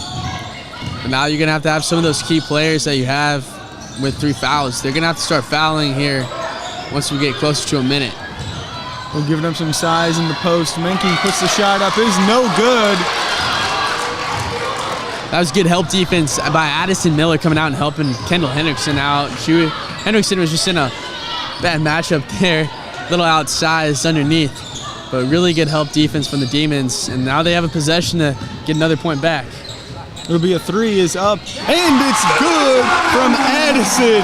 Miller hits the 3 to cut the lead down to 4. And now the Demons are pressing on the other way, bringing some pressure up. Just a great bucket when they needed it. The worst so far today, and more defensive effort there by Addison Miller. Forcing a turnover there. 30-second timeout. Demon ball. Bloodhounds are taking a timeout there. A little bit of contact, but it didn't get called, and it'll be Demon ball. Addison Miller just showing out here in the final 2 minutes of the game. You know, she had a good defense possession there to stop the drive from Hadley, Wolf, and then on the other side, she gets that open shot right there on the wing, able to knock it through. and then another defensive play. She's just a gamer, man. Coming out here in the final minutes, bringing the Demons back, giving them some life. Big time plays here from the Demons. Not a whole lot of time left, just over a minute for the Demons to get 4 points in this one. It'll be Long bringing the ball up the floor, taking her time a little bit to get the offense rolling. She takes that screen off the right side, tacks the basket, puts the shot up. It's no good, but she'll be shooting 2. Yeah, if she could have got that one to fall, things would be interesting. Still got the opportunity, knock these free throws down. You know, it's a 2-point game, so she's got to focus on putting these through, getting these free points. First one's up and good from Long. Cuts the lead down to a 1-possession game. Now it's a 2-point game. Bloodhounds lead 28-26 over the Demons. Demons bringing a little bit of pressure here, just trying to speed up the Bloodhounds a bit. Davis with the ball, getting trapped now. Menke now back up to Davis. Top, swings it around to Wolf. Wolf wide open for 3. 3's up, and it's off target, but rebound by Menke. Ball back to Wolf. Great job by Menke. And stolen by Hendrickson, and Hendrickson. They're calling a jump ball on the court, but it will stay Demon possession off the jump ball. So the Demons will get a chance to tie or take the lead with 44 seconds left in this one. Just outstanding effort there in the loose ball to be able to force that jump ball and get it. The Demons, they got away with leaving Wolf open on the perimeter. She shoots over 40%, and she missed that one, but you can't allow that to happen here the rest of the way. Pressuring Long on there, trying to get her to speed up, and they'll get a charging foul, excuse me, on Miller on that screen, I believe. Yeah. So now the Demons are gonna have to get the ball back here. 36 seconds left, so just a 1.5 second difference between the shot and game clock. As Wolf brings the ball down the floor, trying to get a trap, and they'll foul Wolf there on the outside. They had one to give there. Yeah, you almost have to foul now. You do have to foul now. Down 2, Bloodhounds can dribble this thing out if you don't foul or force a turnover. But I like how they went for that turnover there off the inbound as they were dribbling the ball up the court. But you know, now you got to focus on fouling. And Fort Madison, they got to focus on their free throws. They've had those games where they've struggled, but if they can find what they had in their last game against Burlington, shooting 75%. You know, that's where they can win this game. That's where this game is going to be decided now. You're right, Joel, coming into this game just about 57% from the free throw line on the season for the Bloodhounds, but at this point it's going to be a bit of a battle there at the line, and tonight they've been a bit hit or miss. Davis has been all right, getting all of her points so far from the line, but so far they've been a bit hit or miss from the line tonight, so we'll see how that plays out. What a big charging call that was a little bit ago. It looked like the Demons had a bit of momentum there before that charge was called. Yeah, the Demons, they had that perfect opportunity that they've been waiting for to retie this game up. But, you know, I think it was on the screen there on Hendrickson, and they weren't able to get the points they wanted, the look they wanted because of that foul. And Bloodhounds now have a gift, and they got to take advantage of by making these free throws. Stack inbound there from the Bloodhounds, and they're trying to foul, it looks like, and it took them a minute to call it there.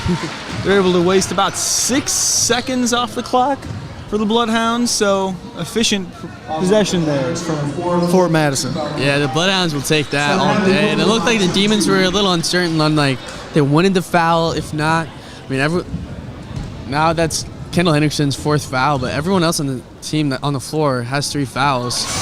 But the first free throw, no good from Wolf. Wolf normally 60% from the line. Both fouls, no good, but they're unable to get the rebound. Call foul on the floor. Foul on Sabaski, which will put Davis at the line. Now Davis, this is where she's got all her points tonight. And Davis back at the line. See if she can knock these through. Big moment here. A second chance opportunity. There goes one. Makes it a 3-point game, excuse me. All right, so making that first one makes this one so much bigger. Oh, and that's a 4-point game now. Timeout called by the Demons, but how about those 2 free throws from Davis? I know no field goals in this one, but every point she scored from the line's been important. Yeah, and she's been struggling too from the line, even though all of her points have came from it. So to show up like she did, clutch moment there, putting both of them through. I mean, you make the first one, you're like, okay, now we're up 3. But now we got to make the second one here to go up 4. So each one she makes becomes bigger and bigger for this game, and she was able to knock them both through. And now the Demons, they got to score quick. You know, you don't necessarily need to get the 3 here. You just got to get some points on the board this possession and get a turnover or a quick foul there after that if they can get a basket. Yeah, not a lot of time left in this one, just about 20 seconds in this one. 4-point lead for the Bloodhounds.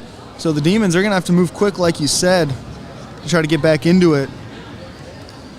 They've relied on Addison Miller here in the second half. Adam Long also getting in on the action. It's got to be someone to just take control and be confident in their ability to attack the rim.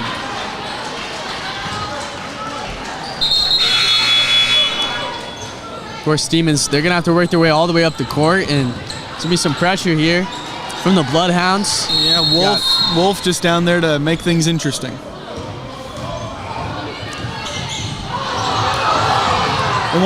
Fans want a moving screen there on that one, but the 3 from Long is no good. On the floor. They'll stay with shooting free throws here. Fouls on Hebner for the Bloodhounds, so it'll put Addison Miller at the line. Loose ball foul there. Nice big there. Demons went with a quick 3, which is all right. It was a good look. But now they get that second chance opportunity. Getting the offensive rebound, getting fouled while getting the offensive rebound, and now they get an opportunity at the line, which Addison Miller makes the first one, brings it to within 3. That free throw's big there. The second one just as big. And she hits it. 2-score game. Expect a foul here from the Demons immediately. No, they go with the trap. There's the foul there. So to put Menke at the line.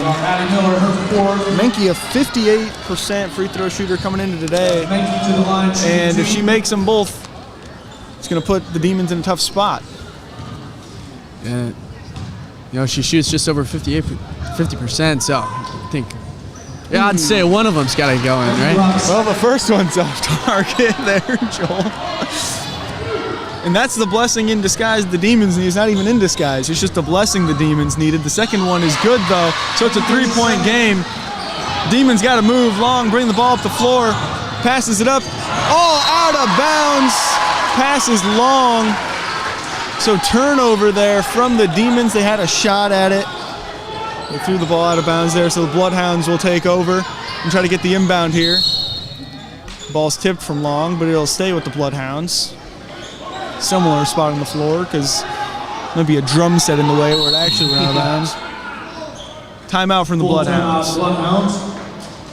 And to go back to that turnover there by the Demons, they had an opening down there. Sabaski on the corner. She was open, but the pass, having to go above this Fort Madison press defense, made it hard to get to Sabaski, and she goes over Sabaski's head out of her reach and bouncing out of bounds up over the drummer, causing some chaos there in the Washington pep band. Yeah, they drew up a play there for their 40% free throw shooter. Definitely never the wrong decision when you need a few points, but unfortunately the ball just sailed a little bit on that pass. So now, I think maybe a music stand might have got taken out in the process. Yeah, and now the Demons, they're going to have to battle back on defense. No, you got to attack for the turnover here, but you can't allow too much time to run off the clock as you're trying to get that foul called. Yeah, it's a very tough situation here. Not a lot of time at all, just a couple seconds left, so it's going to take big time effort here, just 3 seconds even on this one. Got a stack formation from the Bloodhounds here. You don't know where anyone's going to go out of this. And Wolf snuck free and got open and was able to touch it to start the clock. Drained almost the whole thing down, just 0.8 seconds. Fouls on Sebastian. Wolf now headed to the line. Free throw just about does it here. Yeah, and I think they're going to add a little bit of time to the clock, but free throw does do it here. Demons are only going to have enough time to put up one shot. They're trying to add a second. Yep, there we go. So full second on the clock for the Demons once they get the ball. But first, they're going to need Fort Madison to miss both free throws. Well, they have no timeouts remaining. So as soon as they get their hands on the ball, if they get a couple misses here, they're going to have to take a dribble and throw it up. It's going to have to be almost a full quarter here. First one off target for Wolf. Got Adeline Long and Addison Miller down low for the Demons. Be a likely ones to get the rebound and have to put up the shot. Second one is good though. So the shot from way downtown, no good. The Bloodhounds take this one 32-29 over the Washington Demons here in this one. We're gonna take a quick break before heading to our post-game show. You've been watching Demon basketball presented by Washington County Hospitals and Clinics. My name is Levi Lyle. I have lived in Kyoto my entire life, but I've been an organic farmer for about a decade. Truly the reason to do business locally is because of the joy and fulfillment that comes in relationships. Coming to Professional Proteins is an opportunity to work with good people. There are places where all roads lead to families providing for their loved ones and their community. That's where you'll find us. Generation after generation. Farm Bureau Financial Services. It's your future. Let's protect it. Washington County Hospital and Clinics, providing quality health care that puts you first. Whether during a hospital stay, seeing a primary care provider for wellness exams or sick visits, minor surgery to a total joint replacement, or recovering from an injury, we're here when you need us. More than you expect for your health care. Washington County Hospital and Clinics. Hills Bank is a bank of people who are willing to go the extra mile. We find sincere ways to connect with those we serve. Hills Bank is banking on human connections. The Connie and Amanda team is dedicated to giving back to our community by actively engaging with our clients, businesses, and the public. When it comes to helping you find your next home, investment, or commercial space, the Connie and Amanda team is here for you. Hey, this is Matthew Roeder, owner of Roeder Epoxy. I'm excited for the opportunity to help you turn your ordinary floors into extraordinary floors. Garages, basements, patios, offices, I'm ready to go to work for you. Roeder Epoxy and online at roederepoxy.com. Fairway's the place to be all season long for your grocery needs. Drive through the lane for the snacks and drinks you need to keep you in the game, and don't forget to grab a meal for a post-game feast. Make Fairway your home field advantage. In the heart of rural Iowa, where community matters most, the connections we make are made to last. Meet KCTC, your hometown internet, phone, and TV provider. At KCTC, we're not just about technology, we're about people. Our dedicated team are your neighbors, committed to bringing you top-tier services right where you live. We believe in giving back to the community that raised us. Experience the power of a real connection with KCTC. Join us in building a stronger, more connected Southeast Iowa. At Seafirst Credit Union, we're all about making connections, like how we connect you to that dream vacation with a savings account designed to help get you on the flight there. Connect with Seafirst today and see why together is better. Introducing Hy-Vee Market Grill, where every meal is a delight. Start your day with our mouthwatering breakfast options and savor flavorful lunches with friends and family. Cap off your day with our delectable dinners. Hy-Vee Market Grill, where every moment is delicious. My name is Levi Lyle. I have lived in Kyoto my entire life, but I've been an organic farmer for about a decade. Truly the reason to do business locally is because of the joy and fulfillment that comes in relationships. Coming to Professional Proteins is an opportunity to work with good people. There are places where all roads lead to families providing for their loved ones and their community. That's where you'll find us. Generation after generation, Farm Bureau Financial Services. It's your future. Let's protect it. Washington County Hospital and Clinics, providing quality health care that puts you first. Whether during a hospital stay, seeing a primary care provider for wellness exams or sick visits, minor surgery to a total joint replacement, or recovering from an injury, we're here when you need us. More than you expect for your health care. Washington County Hospital and Clinics. Hills Bank is a bank of people who are willing to go the extra mile. We find sincere ways to connect with those we serve. Hills Bank is banking on human connections. Welcome to the Mitch King Farm Bureau Financial Services post-game show. Washington just fell to the Fort Madison Bloodhounds by 32-28 in this one. Joel, down the stretch, free throws were kind of the name of the game for these teams. Yeah, they were. I mean, Fort Madison was missing them down the stretch, which allowed the Demons to come back. But they made them when it mattered, especially in that final minute, able to put away to the Demons after a couple of turnovers there by Washington. Yeah, and leading the way for the Bloodhounds was Hadley Wolf. She had a good one in this one. She really did. That first half, she had 8 points. She was able to get to the rim, make those layups, contested layups at that. And then got 6 points there in the second half. And a big part of the reason the Bloodhounds were able to put them away, had a couple free throws there at the end that really finished the job. But she was outstanding and at picking up this Bloodhound team that really couldn't get going offensively by a strong showing by the Demon defense. Yeah, and the game really turned when the Bloodhound press really started to take over a bit there in that third quarter. That really allowed the Bloodhounds to get out to a bit of a lead there over the Demons. Yeah, the Bloodhounds, they went up 9 at one point there in the third quarter, fourth quarter, early fourth quarter, and they kept that lead for a while, but you know, they couldn't full court press the entire game. They had to back off. They had to save the legs. You know, the 7-man rotation makes it tough to go full court press all game, even all quarter.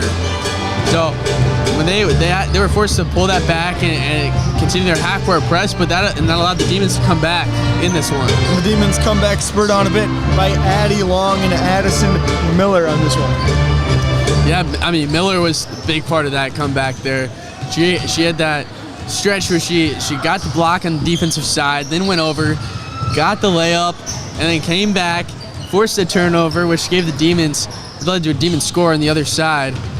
And that stretch right there brought them back to within 5, and from there the Demons continued their run. They clawed back into this one, tied it up there late, just not able to stop the Fort Madison offense when it mattered. But down the stretch for the Demons, a couple costly turnovers there, unable to fully complete the comeback. Yeah, and you get the offensive foul there early on in the possession when they were down 2. And, you know, the coach can say whatever, you know, maybe he doesn't agree with it, but you can't be moving on that screen too much when you're setting it, especially when you're up out in front of everyone. She was about 10 feet back from the line, so you're just kind of out there and the refs are going to see everything that happens.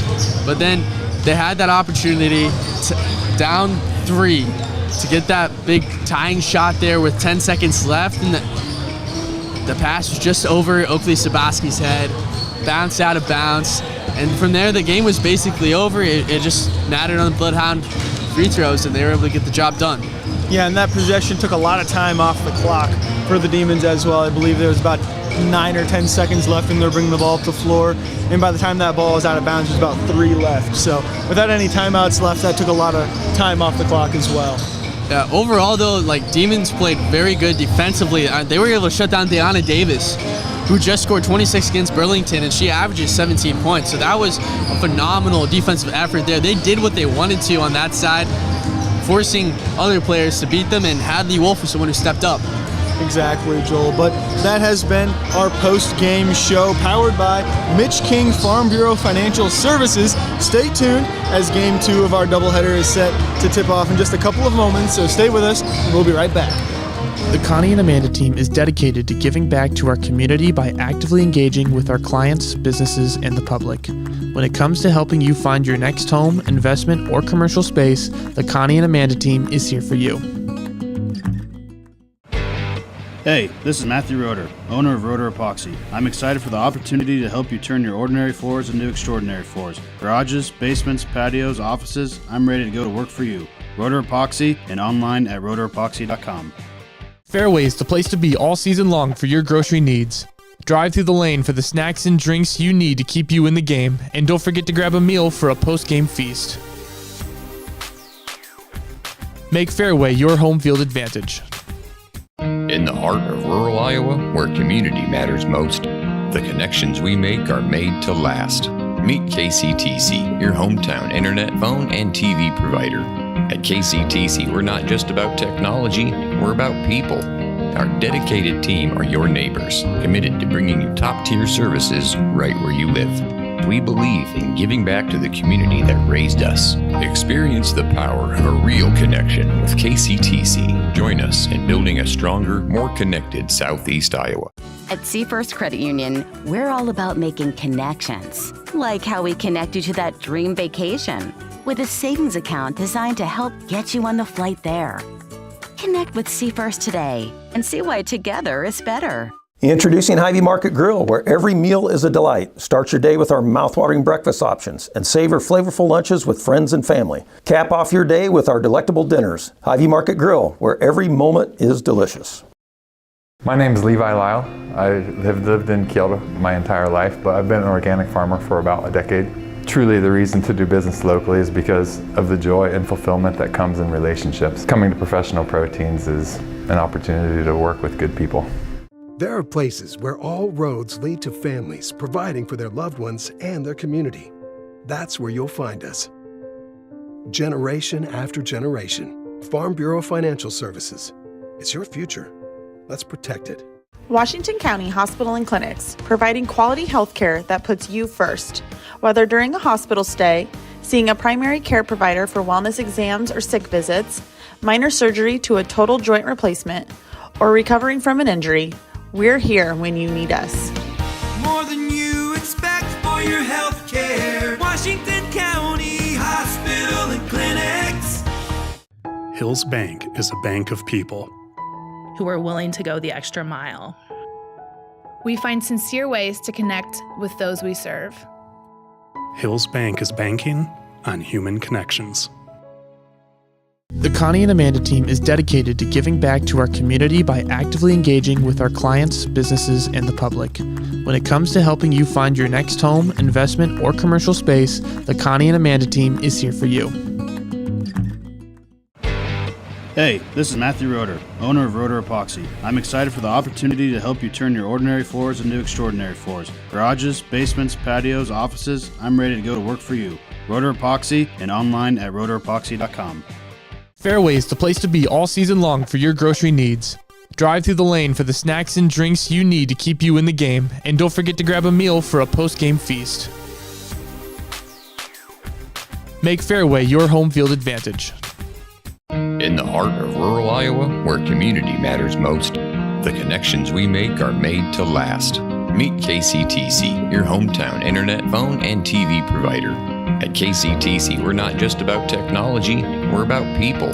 Our dedicated team are your neighbors, committed to bringing you top-tier services right where you live. We believe in giving back to the community that raised us. Experience the power of a real connection with KCTC. Join us in building a stronger, more connected Southeast Iowa.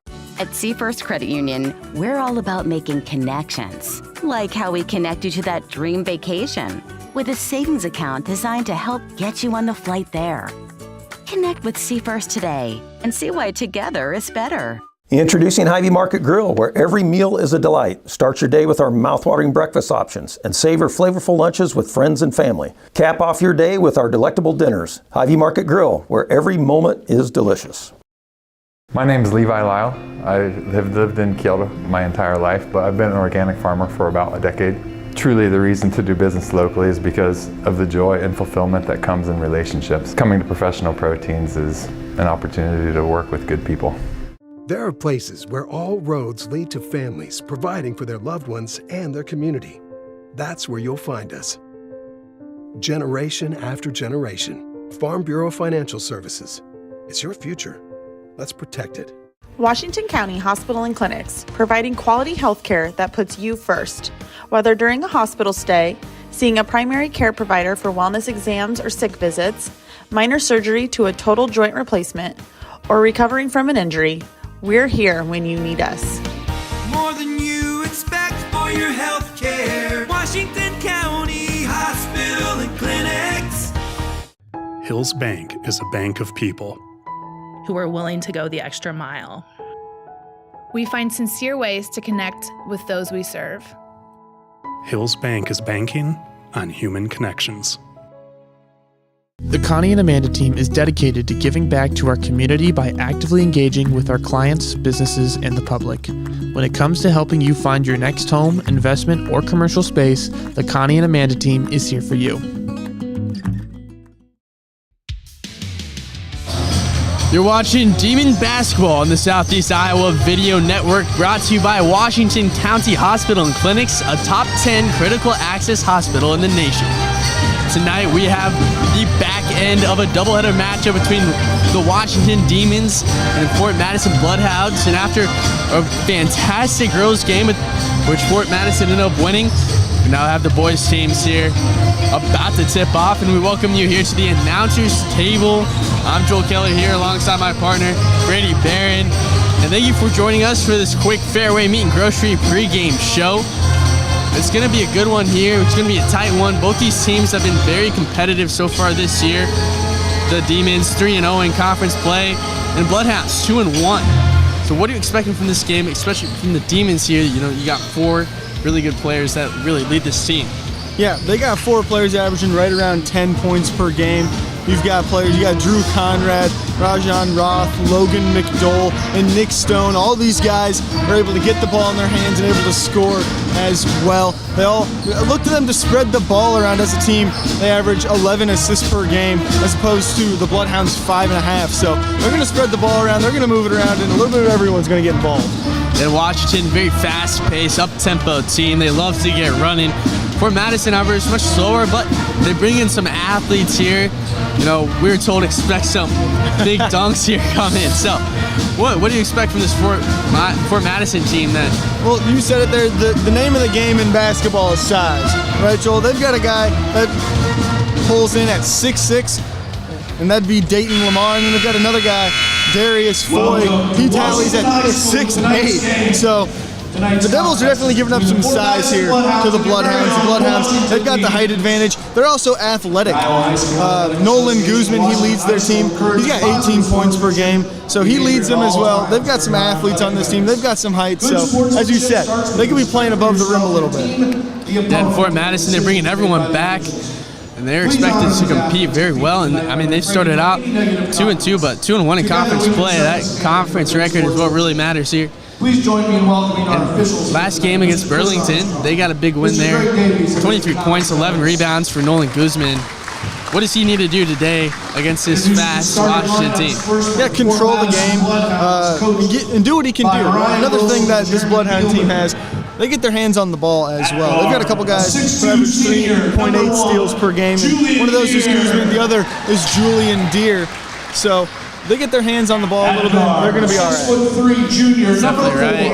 It's going to be a very highly contested game, like we said.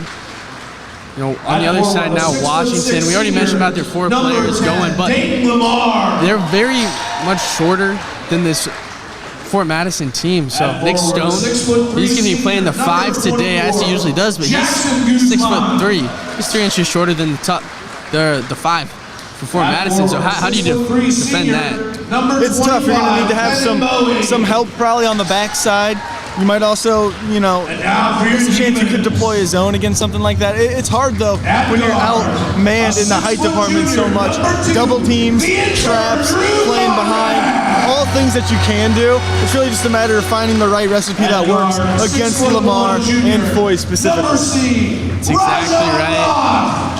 And we mentioned earlier, Washington took the loss on their home court in the girls basketball game. Fort Madison won, and now the boys are looking to avenge that, get a win here today. And we got a big crowd here ready to go. Should be a very exciting one. Should be a great time, Joel. A couple more metrics that you might want to keep your eye on for these two teams.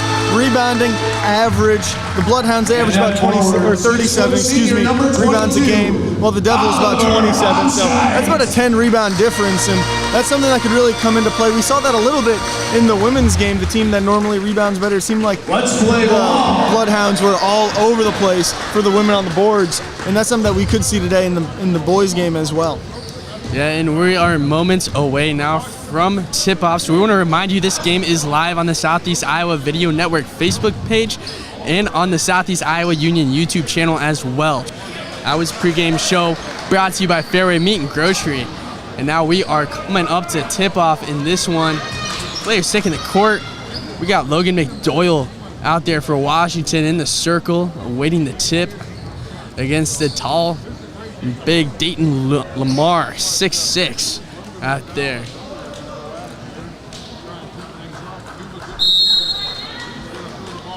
Washington gonna look to start this game off with a ton of points here early. But Fort Madison winning the tip, going to work. In the corner, it's Guzman. Up top to Lamar from three. Knocks it through. Nice shot, Lamar.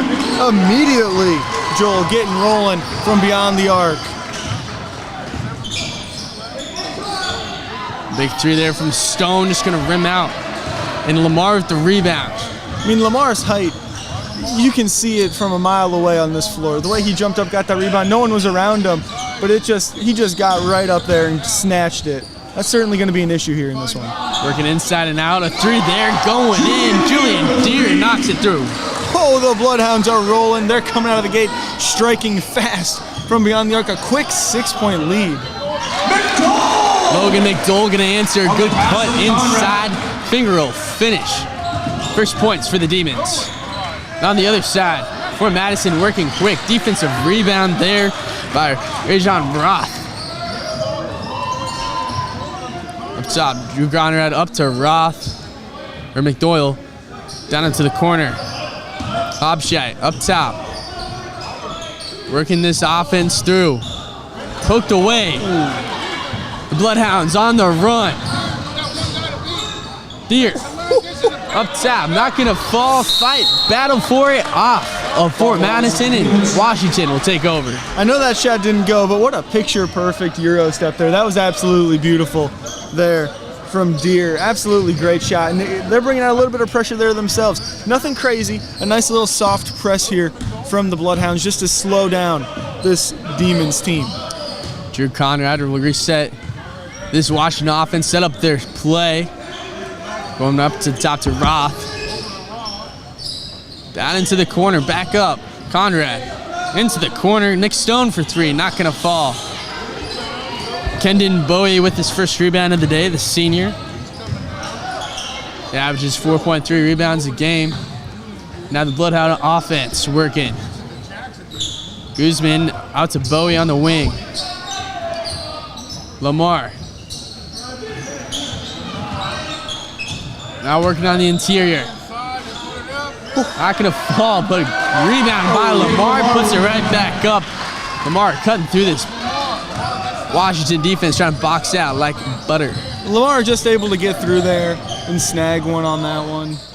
So that just off the miss there, just able to slide in, get that rebound, put it back up. Bowie will have another rebound there off the missed layup by the Demons. Guzman going in, driving. That'll be blocked there. Nick Stone, and now the Demons moving in transition. Drew Conrad finishes off with the layup, left-handed layup. Looked like a three-man weave drill there in the high school gym back in the day. Well, that's why you practice it, right? That's exactly why you practice it, Joel. Here's Guzman up top to Lamar. Bowie for three. He gets it to fall. The Bloodhounds from long range are just controlling it so far. 11-4 here early on. The threes are up and down all over the place here, Joel. The Bloodhounds controlling the pace of the game as well. I mean, the Demons only able to get out in a couple runs there, not too much, and it's really been all Bloodhounds so far in this first quarter. Yeah, really impressive from long range. And what have you seen so far that's helped this Bloodhound offense get working, especially on that perimeter? They're moving quick.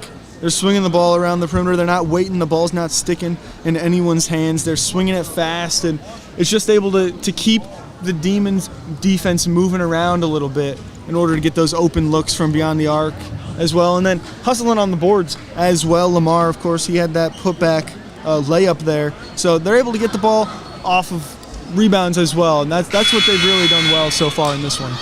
Second chance points, that's the name of the game. Yeah, if you get more opportunities to score, things are going to go well for you on offense. Washington find themselves in a 7-point deficit here with 4:50 left in the first quarter. They're already in danger of letting this one get a little too much out of their hands. So they need to get some points here on the board. Big possession, Scanlon has it at the top. Or Stone, actually. Drew Conrad now. Connor Layden, senior, he's got his first minutes of the game after the timeout. Nick Stone in the corner, up to McDoyle, but back to Stone. This defense holding strong. 5 seconds on the shot clock, driving in. Passed out, Conrad not able to catch it. And a shot clock violation there on the Demons. That 2-3 zone there, orchestrated to perfection from the Bloodhounds, absolutely beautifully.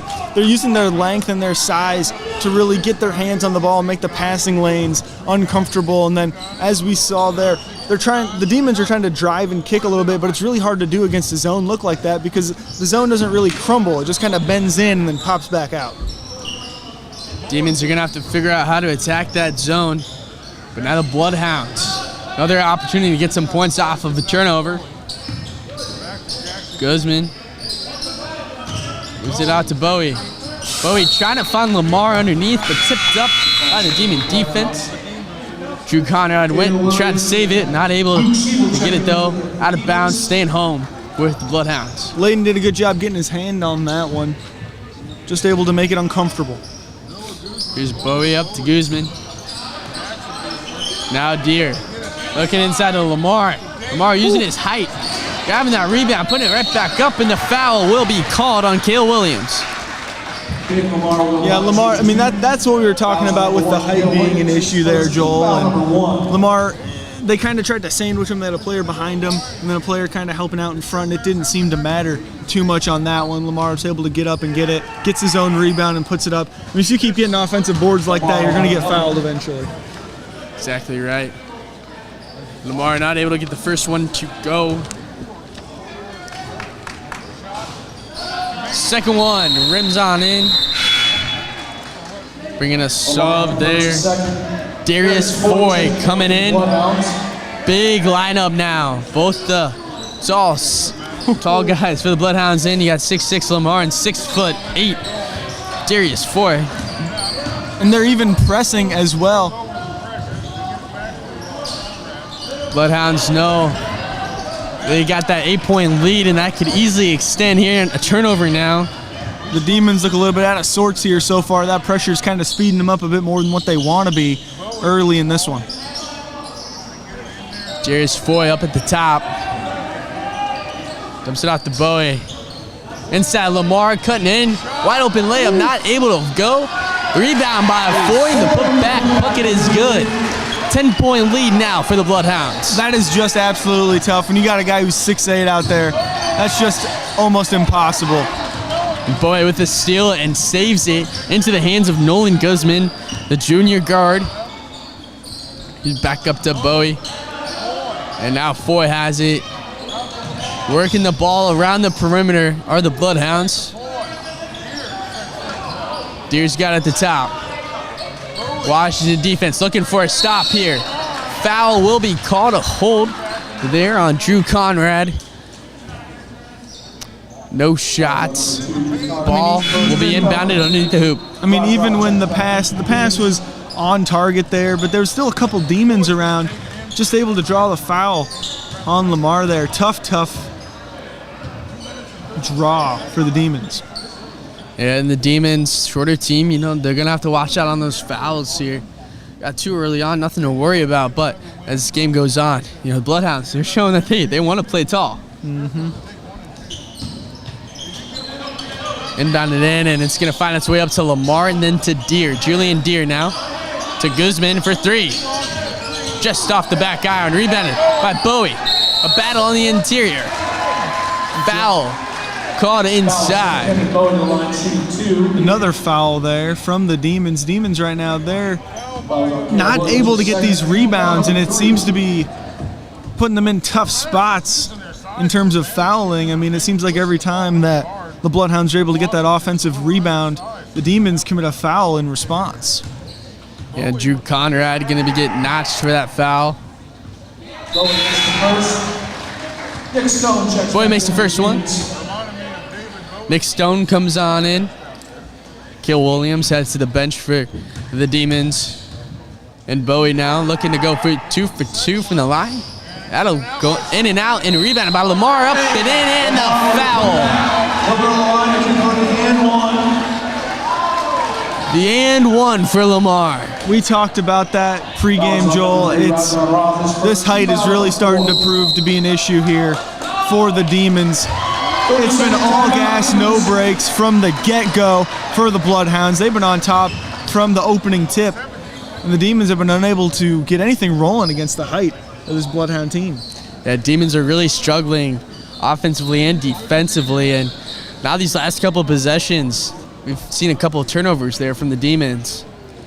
Dayton Lamar, so far in this first quarter, already up to 8 points already in this one, so just about half of the team's production. And then, of course, Foy, he had 2 as well, so the height there making up for over half of the points on this ballgame. Yeah, and you see the foul difference here. 0 fouls for the Bloodhounds, 4 for Washington. Not too big of a deal right now early on, but if the Demons continue to foul here, it's going to make it hard for themselves down the stretch. Lamar looking to finish off the old school 3-point play. And he wailed nothing but net there on the free throw. Now the Demons working against this press. Nick Doyle working its way up. Corralling it. It's Luke Scheibel. That was a close one, Joel. Almost turned it over on a wild pass there. Demons able to retain possession, though. McDoyle's pass intercepted by Deere. Deere, drive it. Up and under, not going to be able to fall. Circus layup there from Deere. Oh, man, Joel, that was almost a crazy layup. The way he hung in the air there and went under the rim. That was almost insane. And he was forced to do that due to the effort from McDoyle. He throws the interception, but then runs down the court, gets way up on the block attempt, and forces that miss there by Deere on the contest. He held him in the air a bit longer, and he probably wanted to be up in there on that attempt. Definitely. Now the Demon offense moving. Quick move there. Missed, though, by Layden, and then a 3. Not going to fall. Deere gets the rebound. He's pushing it up. Guzman goes up and under. The layup falls in transition. That's a couple good looks there from the Demons, but neither able to connect that shot right in front of the basket. It was a good look, and then that 3 is a little deep, but it was open. And in the corner, wide open, Shepard not gonna fall. Another rebound for Deere. Poked out there by the Demons. McDoyle driving in transition, gets the bucket, ends the scoring drought for the Demons. That was a nice play there, nice play on both ends there from Layden and McDowell. Layden just able to sneak his hand in there, and McDowell finishing it. McDowell with the big points there. 14-point lead, though, for the Bloodhounds, 20-6, with under a minute remaining in the first quarter. Guzman on the wing. Foy inside, looking inside, but he poked out, but back into the hands of Foy. He takes it to the rack. Rebounded, though, by Roth. Nice possession there defensively. It seems like the Demons are starting to settle in just a little bit. Ooh, except there with the travel on Roth there. Just started going a little early in the Fort Madison student section, letting them know you can't do that. The turnover there for the Demons. Look like Roth, you said, just maybe couldn't make a decision there. Quick enough decision on whether he wanted a 3-hitter drive. And now Julian Deere breaking this press, hard press by Drew Conrad. And the Bloodhounds, they had the opportunity to hold for the final shot of the quarter. Shot clock is turned off. Foy's got it here at the top of the key. Lucas Helmick up to Guzman. Guzman driving, layup, good. To end the quarter. The Bloodhounds up 22-6. Wow, what a layup there to finish out the game, finish out the quarter. Excuse me. I mean, you said it, holding for last shot. What a way to end the quarter. Pretty much started off as hot as you can and finished just as hot. It's been all Bloodhounds here early on, and you're watching live Demon basketball on the Southeast Iowa Video Network, powered by Washington County Hospital and Clinics. Hey, this is Matthew Roeder, owner of Roeder Epoxy. I'm excited for the opportunity to help you turn your ordinary floors into extraordinary floors. Garages, basements, patios, offices, I'm ready to go to work for you. Roeder Epoxy and online at roederepoxy.com. Fairway is the place to be all season long for your grocery needs. Drive through the lane for the snacks and drinks you need to keep you in the game, and don't forget to grab a meal for a post-game feast. Make Fairway your home field advantage. There are places where all roads lead to families providing for their loved ones and their community. That's where you'll find us. Generation after generation. Farm Bureau Financial Services. It's your future. Let's protect it. In the heart of rural Iowa. Welcome back here for the second quarter of action here on the Southeast Iowa Video Network, powered by Washington County Hospital and Clinics. It's 22-6 here. Bloodhounds up. They have shown their size advantage early on, making it hard for the Demons to work offensively and defensively. Demons, though, starting off with the ball here. Drew Conrad working inside, blocked by Foy. That was a real nice hop step shot attempt, and against someone who isn't 6'8", maybe that's goes in, but unfortunately the tall man was in the paint. Good move there by Seth Shepard off the bench. He's got some points there for the Demons. Now Deere has it for the Bloodhounds. They work to answer and poked away by Shepard. Here comes Shepard down the court. Layup in transition. Shepard's making an impact immediately in this one. 4 quick points and a steal to boot. Drew Conrad going for the steal there, not able to get it. Deere has it. Look it, intercepted. Rajon Roth now moving in transition to Stone. He'll give it up inside. Shepard with 6 points now here to start the second quarter. That steal there from Conrad looked a little bit like Trayvon Diggs at the backside, getting that interception on that one and turned into instant offense there for the Demons. And another defensive stop. A turnover. Looking to turn into points for the Demons. Stone with the shot, not going to fall. I think that was Shepard that forced that turnover again. Shepard immediately comes into this game and he's been a difference maker right away. Bloodhounds looking to get things going here on offense here in the second quarter after fantastic first. Getting those passes intercepted by the Demons. There, and up at the top, it'll be Jackson Guzman giving it to his brother Lucas. Now Helmick driving inside. That ball will roll on in. Nice little roll there. Favorable and Shepard roll. Just wide open, but he's going to travel on his way to the rim. He was wide open, but then it put the ball on the floor and got caught, taking an extra step. He almost just knocked down another bucket to give him 8 immediately in this one, and he was open for it. So we're going to have to see what he can keep doing as this game progresses and as the Demons come up in a press of their own. A little bit of a 2-2-1 look here. Nope, a man press it looks like. Never mind. And Deere getting out in front of the defense. Gives it up to Guzman. Back to Deere for 3. Battle hit off the front and out of bounds, and Washington gets another stop. Shepard there on that box out kind of kept Lamar from getting in there and trying to get a hand on that ball. So Shepard once again making a play. Boxing out's going to be huge for the Demons. Got to keep those tall bodies out of the paint. And now poked away from Lamar. Lamar on the fast break. So Shepard pokes it out, stops it. It'll stay with the Bloodhounds, but a great effort by Shepard to stop that fast break run. That's a hustle play if I've ever seen one. That could have been a free bucket there to extend the lead. Right now it's just a 10-score game, so that could have been a quick bucket there to extend that to 12 as Shepard takes a breather. If you know anything about Bloodhound basketball, you know Lamar can throw down, so good job by Shepard to stop that, but Lamar off the inbound, and one will fall. Headed to the line now for the 3-point play. Doesn't need to throw down if he gets fouled when he goes up with it. That's a second and 1 opportunity so far, Joel. Really, his height and athleticism really proven to be difficult here for the Demons. And he's been showing off his ability to shoot the ball as well. 3-pointer to start the game. That free throw, though, not going to be able to fall. And now the Demons are back to work on offense.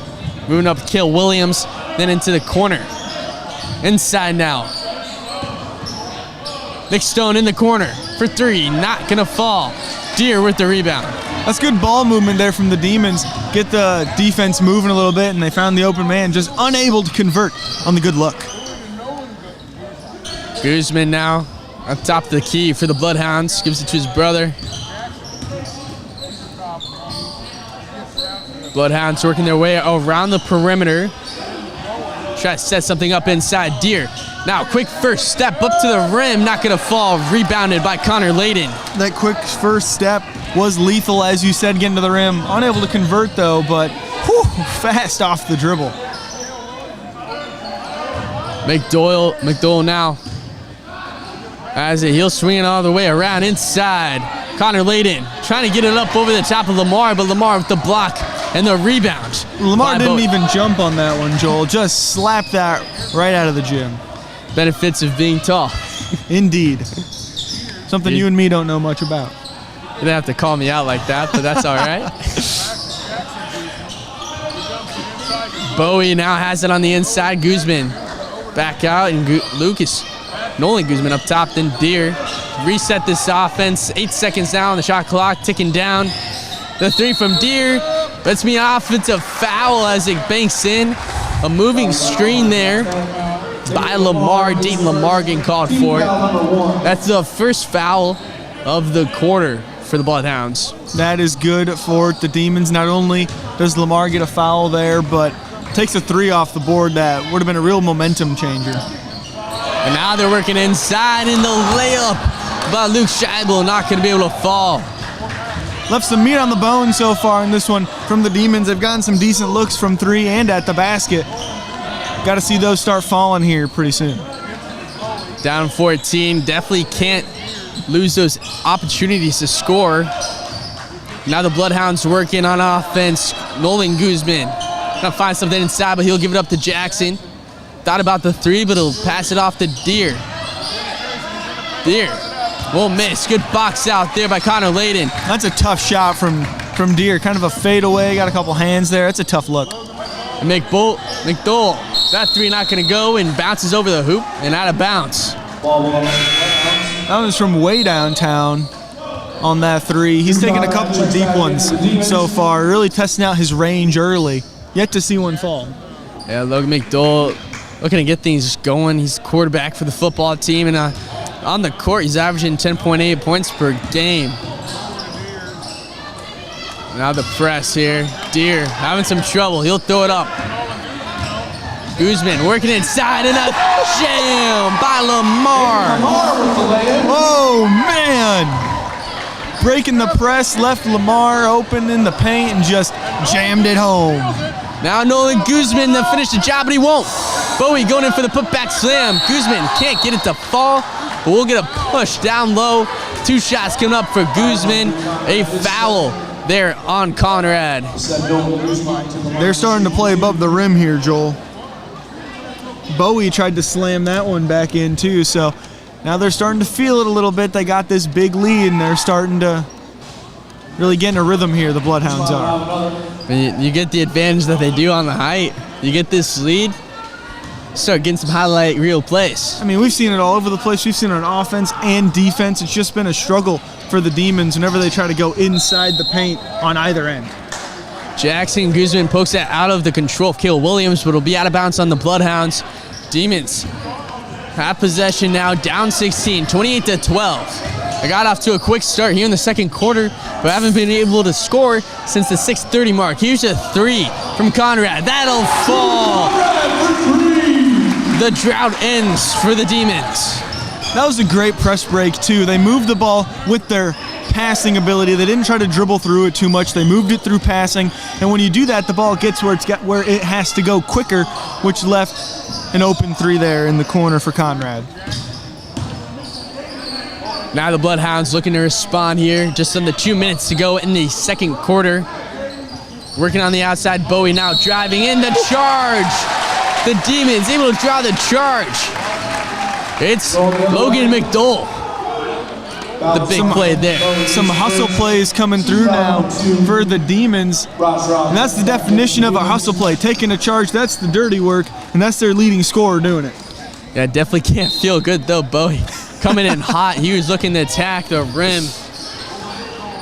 But now the Demons have possession and chance to go on a little scoring run of their own. Dumped underneath. Trying to get it outside. Off of the leg of Connor Layden. It ricocheted off Layden and Bowie. And now the Bloodhounds take over. Looked like Layden tried to save it at the end there, but tipped it on its way out of bounds. So the Bloodhound team will get another opportunity here to extend that lead. Demons brought it to within 13 here after the 3. And Nolan Guzman working his way up. Bowie for 3. He's got it. 31-15 now, Bloodhounds. Showing off their range once again here in this one early. The 3-point ball has also been a difference maker for the Bloodhounds. Obshai right now. He's got the ball picked up on way out there inside. Drew Conrad now driving, kicks it out to McDowell. McDowell driving, putting up a shot. Rebounded by Lamar now, moving in, transition, Deere up to Guzman, and 1. Wow. The fast break turning into instant offense there for the Bloodhounds. That's their 3rd and 1 attempt in this first half. So not only has it been the 3 ball from beyond the arc, but it's been the 3 from inside the paint as well for the Bloodhounds, really ballooning this lead for them. The Bloodhounds are going to take a quick timeout. They had 5 going into this, now 4. You don't get to keep all 5, so you might as well use them. They'll catch a break with 40 seconds left, and Guzman at the line, but it has been all Bloodhounds today. Lamar with 13 points, Bowie with 7. They've been outstanding. But on the other side, Seth Shepard, he's got 6 points off the bench. What do you see from this Demon team that they need to turn around here? Well, Seth Shepard, he really came in and provided a bit of a spark for them, doing all the little things as well, tipping the ball on drives and getting in there and running the break well. So they need to see a little bit more of that. It's tough with this height disadvantage that they have right now. Being disciplined and not putting the Bloodhounds at the line as well is key here. But again, that's tough with some of the height disadvantages. You give up an offensive rebound, and sometimes things happen that lead to a free throw there. But these 3-point plays are starting to add up here against the Demons. 34-15 now with just under 40 seconds as the Demons work against this press defense. Drew Conrad has it now on the wing. He'll swing it around McDowell. He's got it back. They're looking for an opening. Drew Conrad now. Gonna milk some of this clock as they try and find a spot to attack in this strong Bloodhound defense. Working in a 2-3 zone. Outside Nick Stone for three. Off the back of the iron. And out of bounds, it'll be Bloodhound possession with 5.4 seconds on the clock. Stone yet to hit one. Shoots 31% from three though. And Bowie now working quick. 2 seconds. One at the buzzer from three. Front iron won't go. But it doesn't matter. The Bloodhounds up 19 here at the half, 34-15. Yeah, that three at the end there, it wasn't an open look, but it kind of looked good out of his hands, Joel. At the end, I thought maybe they might tack on three more to get to break, but really it's been all Bloodhounds since the opening tip. We'll have the halftime report here for you quickly. After this break, you're watching live Demon basketball on the Southeast Iowa Video Network, powered by Washington County Hospital and Clinics. At Seafirst Credit Union, we're all about making connections, like how we connect you to that dream vacation with a savings account designed to help get you on the flight there. Connect with Seafirst today and see why together is better. Introducing Hy-Vee Market Grill, where every meal is a delight. Start your day with our mouthwatering breakfast options and savor flavorful lunches with friends and family. Cap off your day with our delectable dinners. Hy-Vee Market Grill, where every moment is delicious. My name is Levi Lyle. I have lived in Kyoto my entire life, but I've been an organic farmer for about a decade. Truly, the reason to do business locally is because of the joy and fulfillment that comes in relationships. Coming to Professional Proteins is an opportunity to work with good people. There are places where all roads lead to families providing for their loved ones and their community. That's where you'll find us. Generation after generation, Farm Bureau Financial Services. It's your future. Let's protect it. Washington County Hospital and Clinics, providing quality health care that puts you first. Whether during a hospital stay, seeing a primary care provider for wellness exams or sick visits, minor surgery to a total joint replacement, or recovering from an injury, we're here when you need us. More than you expect for your health care. Washington County Hospital and Clinics. Hills Bank is a bank of people who are willing to go the extra mile. We find sincere ways to connect with those we serve. Hills Bank is banking on human connections. The Connie and Amanda team is dedicated to giving back to our community by actively engaging with our clients, businesses, and the public. When it comes to helping you find your next home, investment, or commercial space, the Connie and Amanda team is here for you. Hey, this is Matthew Roeder, owner of Roeder Epoxy. I'm excited for the opportunity to help you turn your ordinary floors into extraordinary floors. Garages, basements, patios, offices, I'm ready to go to work for you. Roeder Epoxy and online at roederepoxy.com. Fairway is the place to be all season long for your grocery needs. Drive through the lane for the snacks and drinks you need to keep you in the game, and don't forget to grab a meal for a post-game feast. Make Fairway your home field advantage. There are places where all roads lead to families providing for their loved ones and their community. That's where you'll find us. Generation after generation, Farm Bureau Financial Services. It's your future. Let's protect it. In the heart of rural Iowa, where community matters most, the connections we make are made to last. Meet KCTC, your hometown internet, phone, and TV provider. At KCTC, we're not just about technology, we're about people. Our dedicated team are your neighbors, committed to bringing you top-tier services right where you live. We believe in giving back to the community that raised us. Experience the power of a real connection with KCTC. Join us in building a stronger, more connected Southeast Iowa. At Seafirst Credit Union, we're all about making connections, like how we connect you to that dream vacation with a savings account designed to help get you on the flight there. Connect with Seafirst today and see why together is better. Introducing Hy-Vee Market Grill, where every meal is a delight. Start your day with our mouthwatering breakfast options and savor flavorful lunches with friends and family. Cap off your day with our delectable dinners. Hy-Vee Market Grill, where every moment is delicious. My name is Levi Lyle. I have lived in Kyoto my entire life, but I've been an organic farmer for about a decade. truly the reason to do business locally is because of the joy and fulfillment that comes in relationships. Coming to Professional Proteins is an opportunity to work with good people. There are places where all roads lead to families providing for their loved ones and their community. That's where you'll find us. Generation after generation, Farm Bureau Financial Services. It's your future. Let's protect it. Sports broadcasting on the Southeast Iowa Video Network is brought to you by Washington County Hospital and Clinics.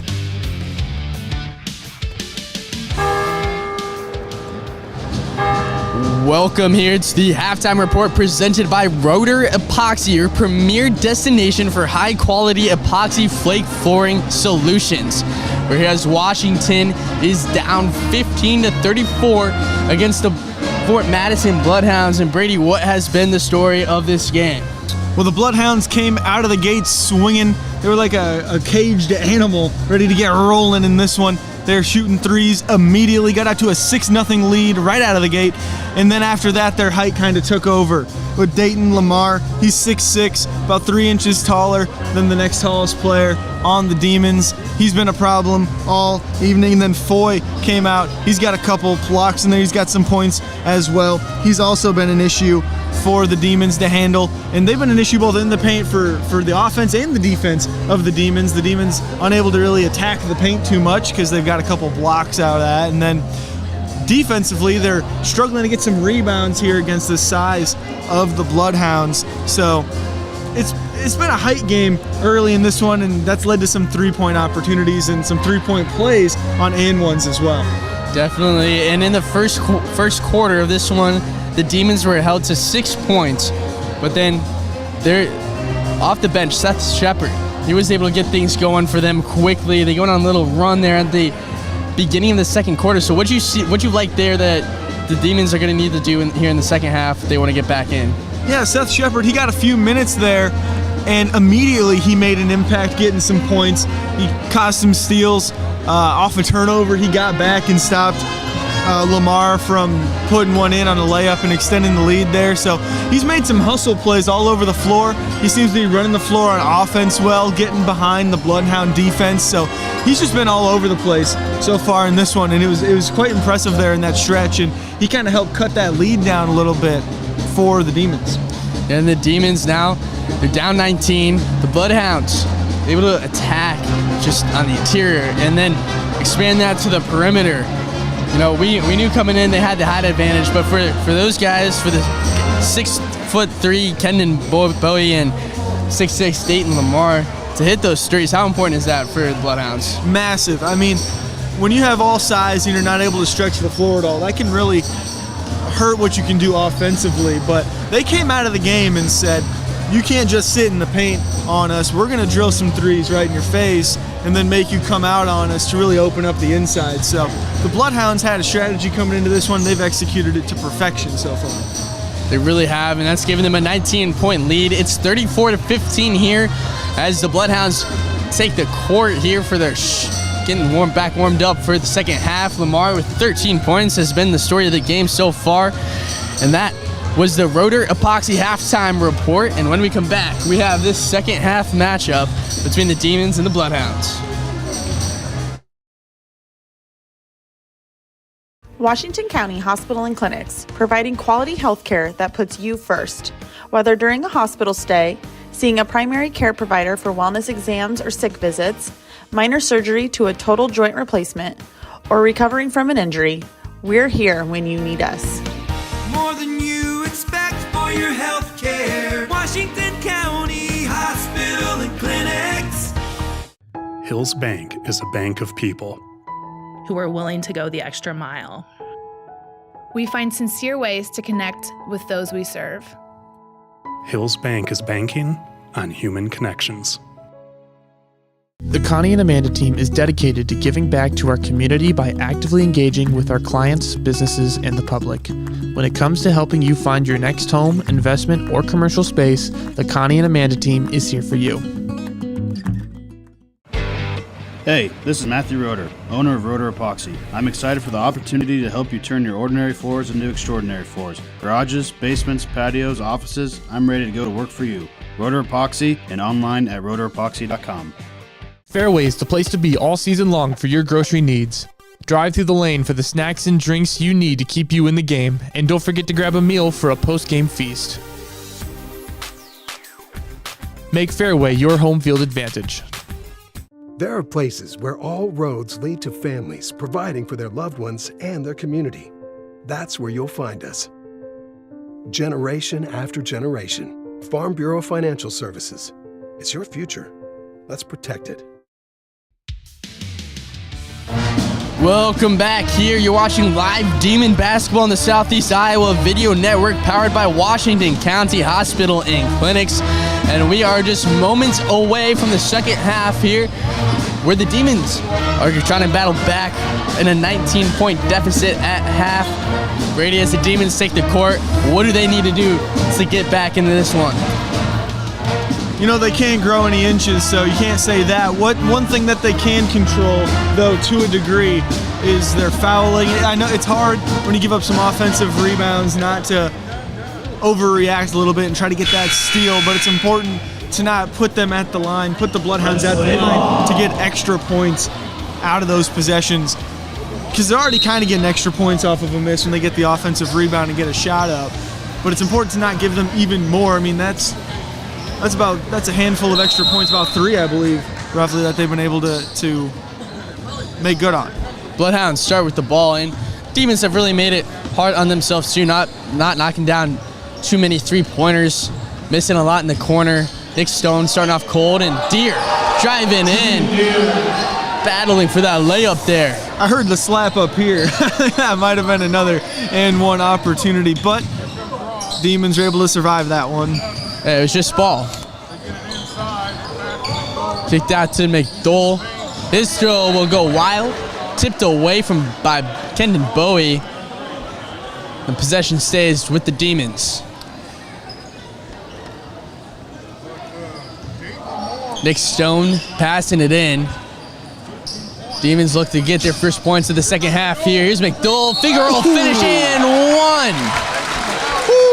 That's a tough take.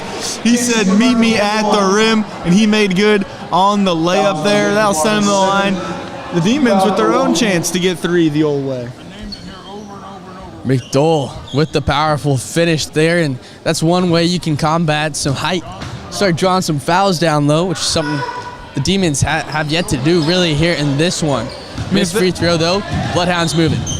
If they're able to get some of these taller fellas in foul trouble, that could really benefit them in the long run. Bowie grabbing his own rebound off the glass there and putting it right back up for 2. Now moving quickly in transition, the foul called. Oliver Hopshite will be headed to the line. There we go. Now they're really starting to attack the basket. They're able to get to the rim a little bit. They're not getting pushed out immediately. They're able to get in there and get a shot up. Good couple possessions there out of the Demons. Now at the line is Hopshite. Looking for his first points of the game here. The first one won't go. He's 50% free throw shooter coming into this one. So the math says. What does the math say, Brady? I'm not going to say. Here's the second. That one off the back guy. I'll take credit for that one. Bloodhounds now moving. Here's Deer. Bowie now in the corner. Working around the perimeter here. Demons laying off, trying to protect the paint. Bowie thought about it, gives it into Lamar. This turnaround jumper won't go. And now McDowell working in transition. Nick Stone thought about it. I think that's a decent look there that the Demons gave up. I mean, Lamar wasn't attacking the rim. He was kind of floating away with his hand. It kind of neutralizes his height just a little bit. Missed shot by a Hopshite, picked up by Conrad, not able to get the second one to go. Bloodhounds now have the possession, working on a much slower pace than they have in the first half.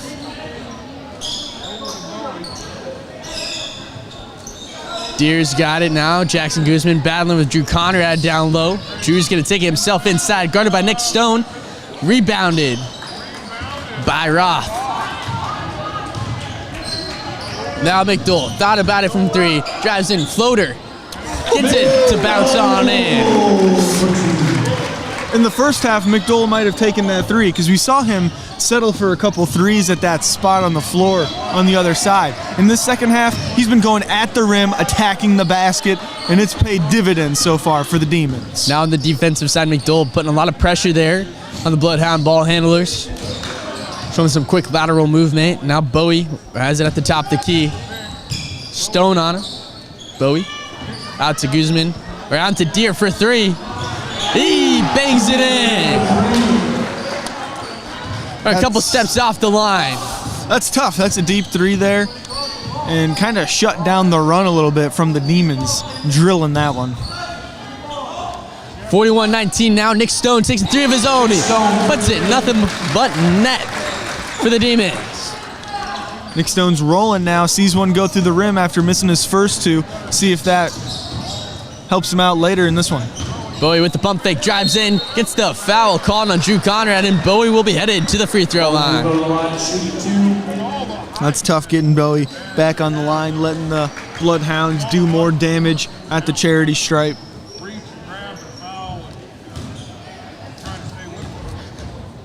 Here's the first one from Bowie.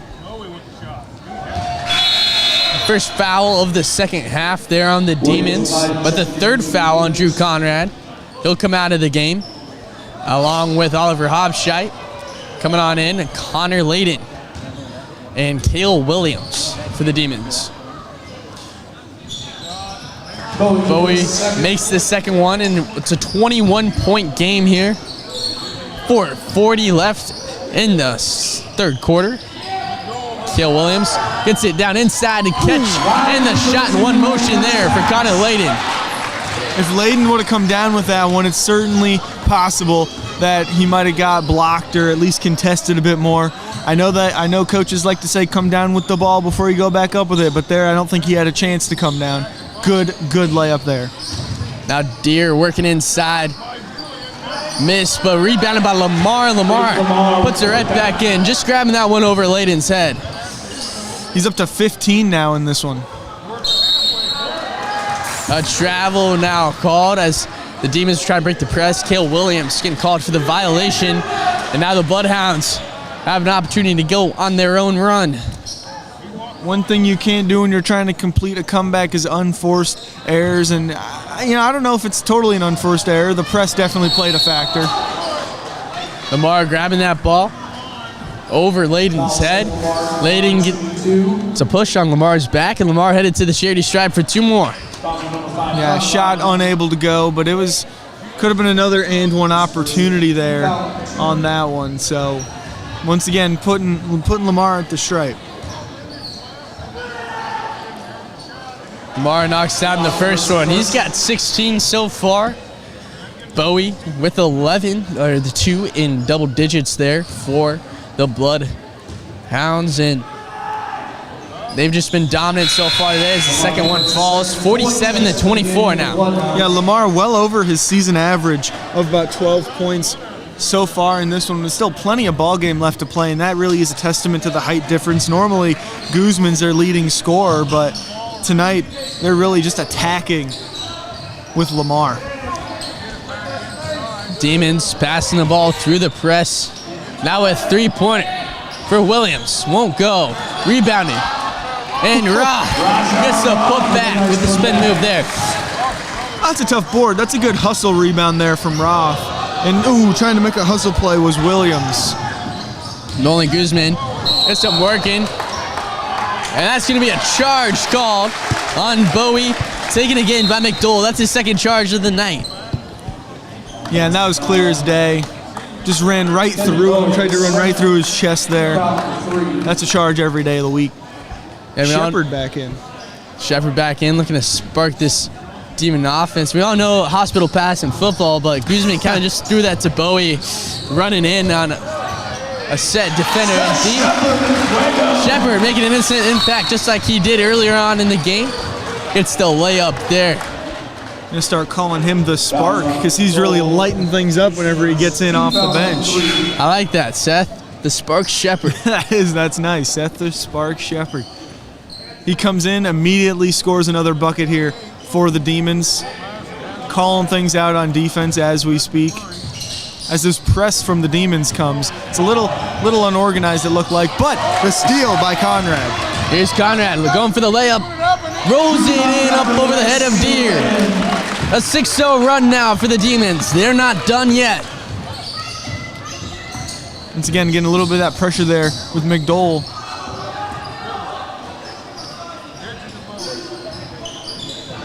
At the top, it's 6'8" Foy giving up to Guzman. Now Bowie.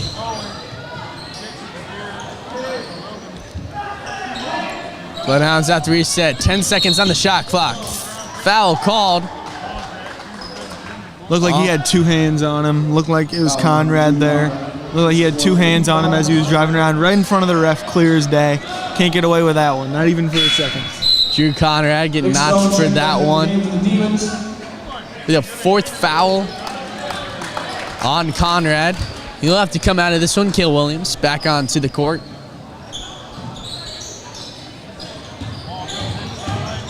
Here's Bowie working in the post. But Roth able to contest that enough to make a miss and grab the rebound. Now the Demons continuing the work. The three for Roth. Just off the front iron. Rebounded by Bowie. And now the Bloodhounds going the other way. That's an underrated hard three to hit. All his momentum going forward, and he's had to stop. And Deer from long range. Big three there. Ends the scoring drought for the Bloodhounds. Cale Williams misses that one. A foul called down low. Go against Williams. And possession will save the Bloodhounds. Cale Williams is third. You got Williams on the push there. Bloodhounds are in the bonus, so Deer will head to the line. He's got 11 so far today. The third Bloodhound to hit double digits. We got a lot of fouls on some of these athletes here for the Demons. It's like Conrad with 4, and then you have to add in Williams with 3. So a couple players in foul trouble so far in this one. Lucas Helmick checking the game for Bloodhounds. 50-30 here. After that, 51-30 after that first free throw made. And here's his second up. Off the back iron, rebounded by McDowell. Double team, able to break the press. Rock now moving into the corner. Stone, fake pass, hit the 3, not gonna fall. Jump ball on that one. Roth is looking for a foul. Yeah, that was, I don't know, that's an interesting one, but it's just an unfortunate situation there with the height difference. What I like from Nick Stone there, he predetermined he was shooting that ball in that last 3. He hit the fake pass and just shot it anyway. Cale Williams knocks one through for the Demons. His first points of the day coming on the 3-pointer in the corner.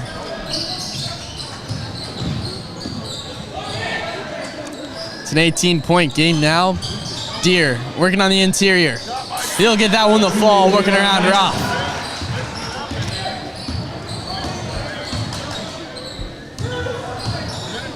Roth kicks it out. Stone, pump fake inside. He'll have to kick it back out, reset this offense. Now Shepard from 3. Nothing but net for Shepard.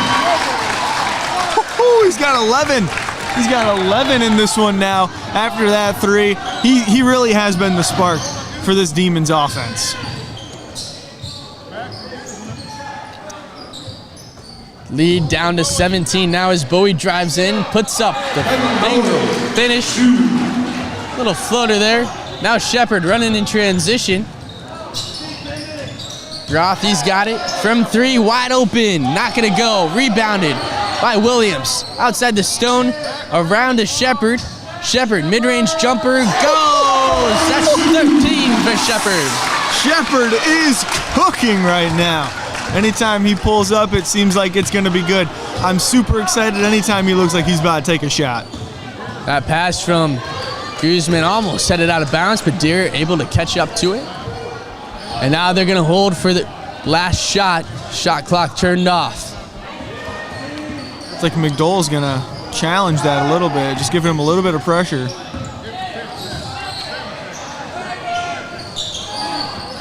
Rebounded by Roth and now headed the other way. 1 second on the shot. Gonna come up just a bit short. Demons battling in it, working their way back slowly but surely. Cutting the lead down to 17, 55-38. Bloodhounds on top, and you're watching live Demon basketball on the Southeast Iowa Video Network, powered by Washington County Hospital and Clinics. In the heart of rural Iowa, where community matters most, the connections we make are made to last. Meet KCTC, your hometown internet, phone, and TV provider. At KCTC, we're not just about technology, we're about people. Our dedicated team are your neighbors, committed to bringing you top-tier services right where you live. We believe in giving back to the community that raised us. Experience the power of a real connection with KCTC. Join us in building a stronger, more connected Southeast Iowa. At Seafirst Credit Union, we're all about making connections, like how we connect you to that dream vacation with a savings account designed to help get you on the flight there. Connect with Seafirst today and see why together is better. Introducing Hy-Vee Market Grill, where every meal is a delight. Start your day with our mouthwatering breakfast options and savor flavorful lunches with friends and family. Cap off your day with our delectable dinners. Hy-Vee Market Grill, where every moment is delicious. My name is Levi Lyle. I have lived in Kyoto my entire life, but I've been an organic farmer for about a decade. Truly, the reason to do business locally is because of the joy and fulfillment that comes in relationships. Coming to Professional Proteins is an opportunity to work with good people. Welcome back here for the fourth quarter on Southeast Iowa Video Network. 55-38, Bloodhounds on top. Fort Madison got off to that early lead to start the game, and they've held on since. The Demons, though, trying to do whatever they can to claw their way back, but Bowie knocks down the three to start off the fourth quarter for the Bloodhounds. Yeah, can't just leave a man open in the corner, especially one that can hit the three ball. Ooh, and a miscommunication there from Williams. Rough start for the Demons out of the gate. Up kill Williams, they're throwing it away, and now the 20-point lead for the Bloodhounds as Deere works his way down the court. Julian Deere with 14 points today, and he's been working the ball around the team. Here's Bowie working inside yet again. That one's not going to fall. It'll be corralled by Williams and headed the other way in transition. Dole trying to work his way underneath that ball. He'll catch up to it. Up and under, and one through the contact. McDole, how'd he get that one to fall? Oh my goodness, McDole, the reverse layup. He came out, he barely hauled in that long pass. It was a little long. He was able to reel it in, hit a fake pass and said, I'm going to the rack. Went up with a reverse lay and one foul. Now he's at the line for a chance at three. Bounce off the back iron, but rebounded by Cale Williams. He's done a good job on the boards since entering this one.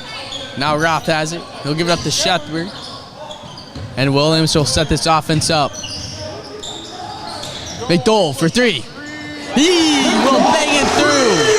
A 5-0 run just from McDole. McDole's came out of the quarter. He's looking to hit some shots here in this one. Great three there to knock down his first triple of the night. Lead down to 15 for the Bloodhounds as they work it around the perimeter. McDole trying to jump it. Deere will be able to corral that one.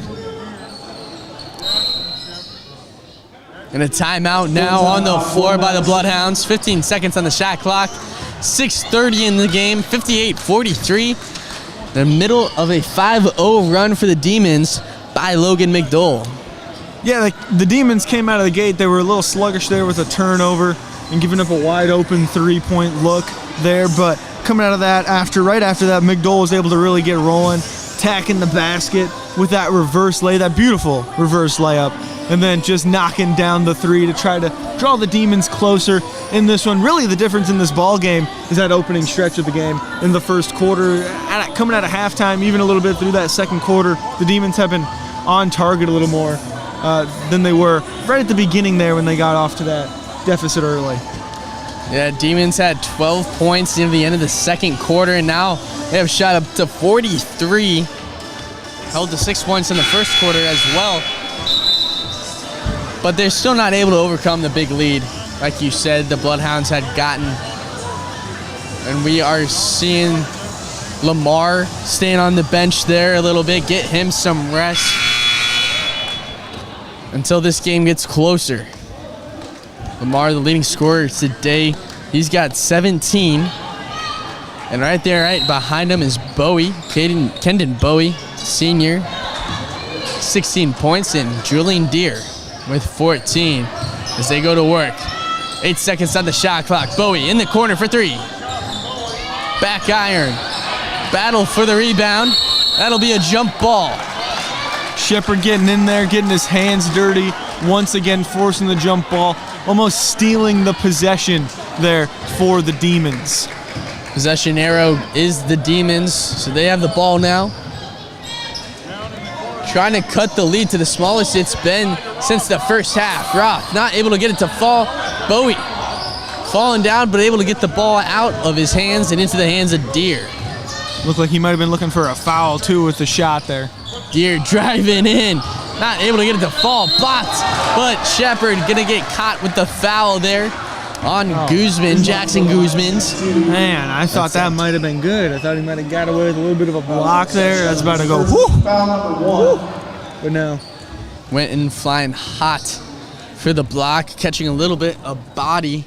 Now Guzman at the charity stripe. His first one's gonna miss off the back.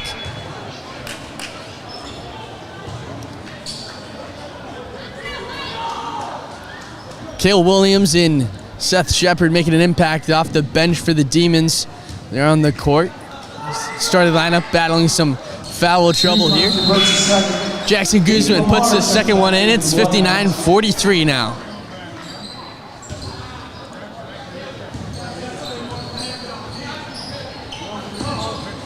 Here comes McDowell. McDowell looking up at the top. Roth trying to get past Bowie. He'll lay it in and off the glass. Bowie trying to block it, but not able to catch up. That's a tough layup. Trying to block, it's an understatement. He almost slapped a hole through that backboard. 14-point game now. They're slowly battling back into it, but they need the Bloodhounds to move a little quicker. Bloodhounds training this clock. Lamar back in. He'll get his own rebound there off the block by Shepard, and he'll put it in. Shepard got the block there that we've been waiting for, but just right back into Lamar's hands. And Lamar's got those fresh legs, sit on the bench for a couple of minutes there. First action here in the fourth quarter for him. And now the Bloodhounds get a stop on defense, and they're working the other way, looking to put the dagger into this one.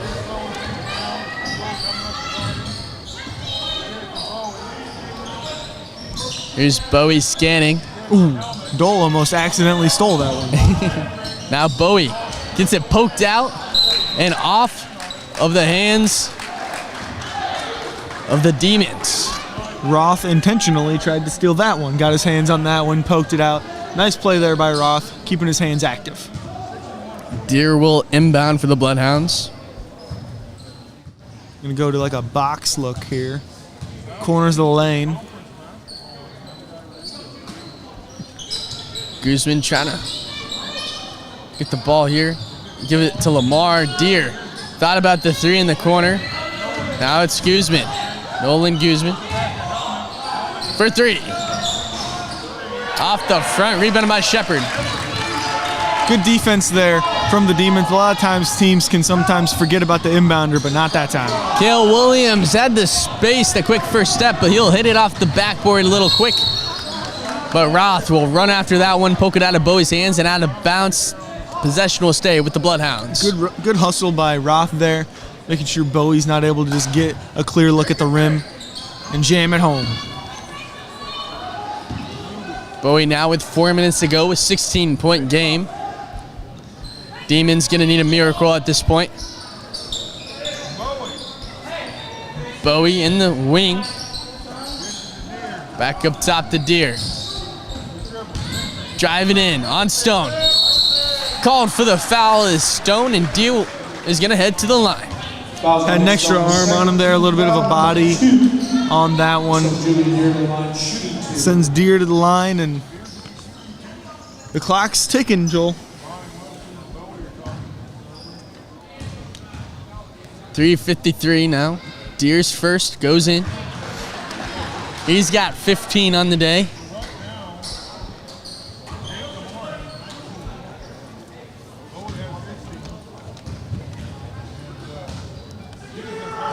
And the second rims on out, and now the Demons are headed the other way. Quickly moving down. Rock going up against Lamar. Not gonna be able to get it to fall. Loose ball on the ground. Foul called.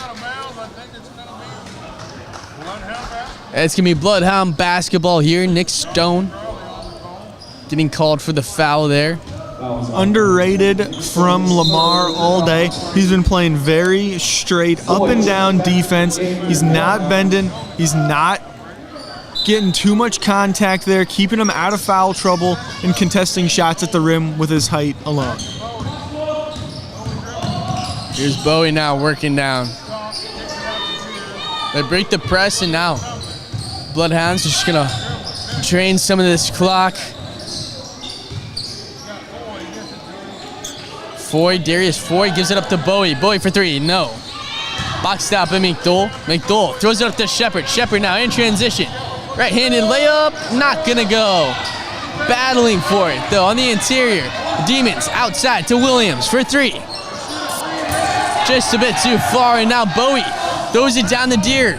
Deer not able to gain possession until it falls out of bounds, and now the Demons are going the other way. Unable to corral that long pass was Deer. A lot of fast-paced action there for a few seconds, but the out-of-bounds call will slow it down just a little bit.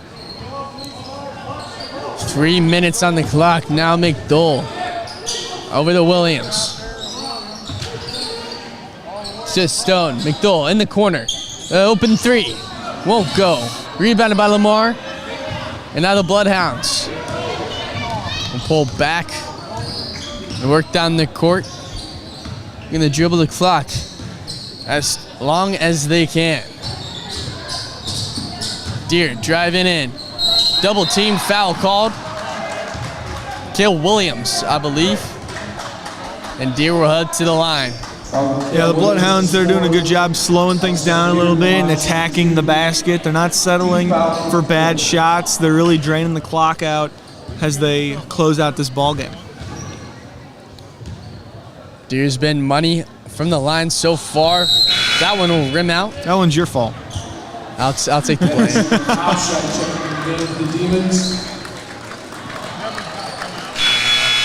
Massive substitution in for the Demons. Cole Vetter getting his first minutes of the game. Luke Scheibel back on the court. Oliver Hobscheit as well. Deer makes a free throw. 63-45 with 2:30 to go. Into the corner, the three. Just in front. Laid in out to Stone. Stone won't be able to get it to go either. Stone's got a quick trigger on that shot. He's able to get it right in the pocket and put it up right away. Now Deer with the quick trigger of his own, and he'll get it to fall. Full timeout, Fort Madison. Man right in his face. He just pulled up, drilled it. Whew, that's a tough shot.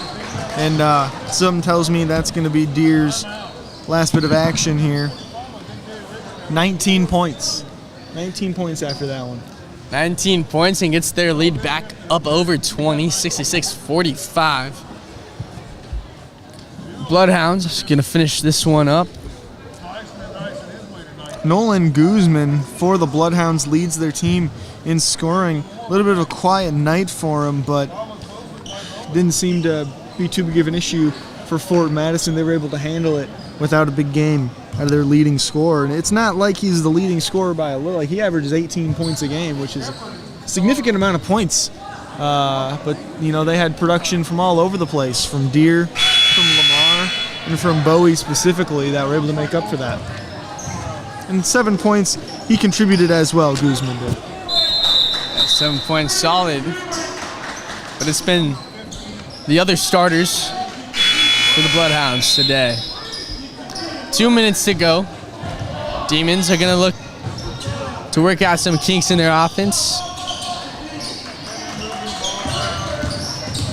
driving in Layden.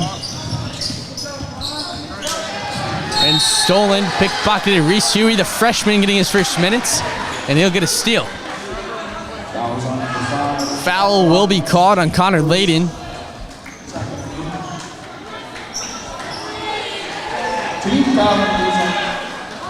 With that foul, Bloodhounds are in the bonus and 2 shots for the freshman, Reese Huey.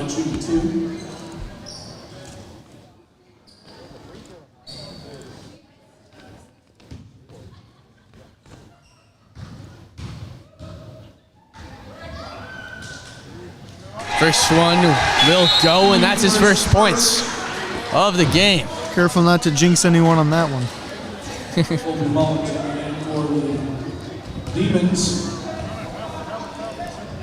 Here's the second. Good as gold as well. 68-45. Washington now working. Colby Mullins puts it up to Hopshite.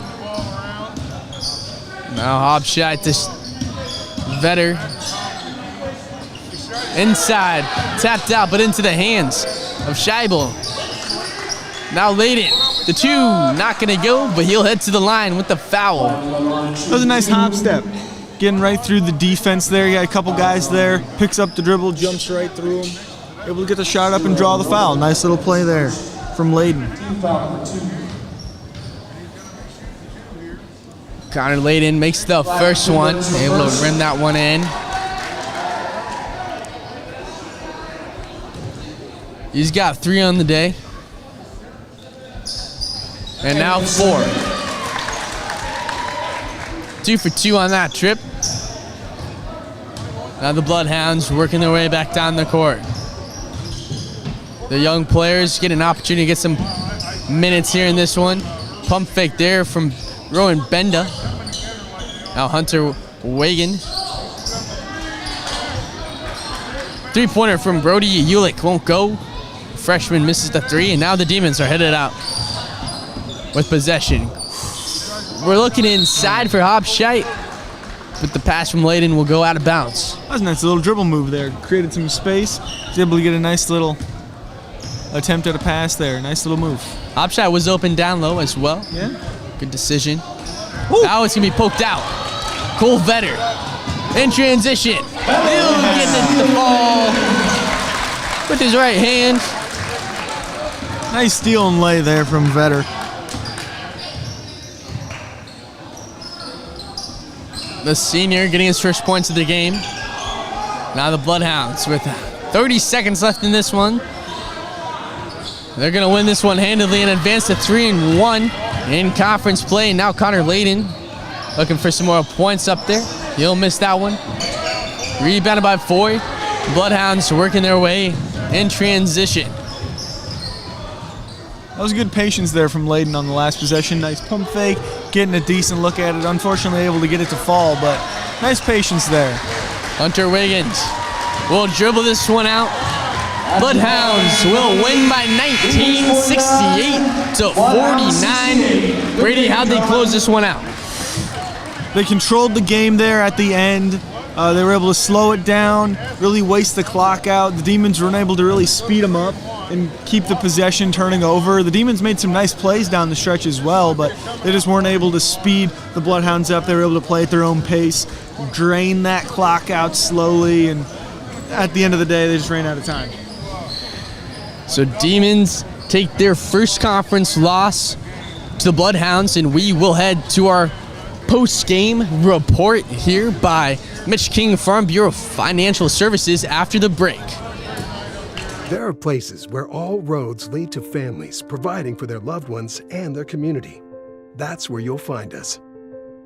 Generation after generation, Farm Bureau Financial Services.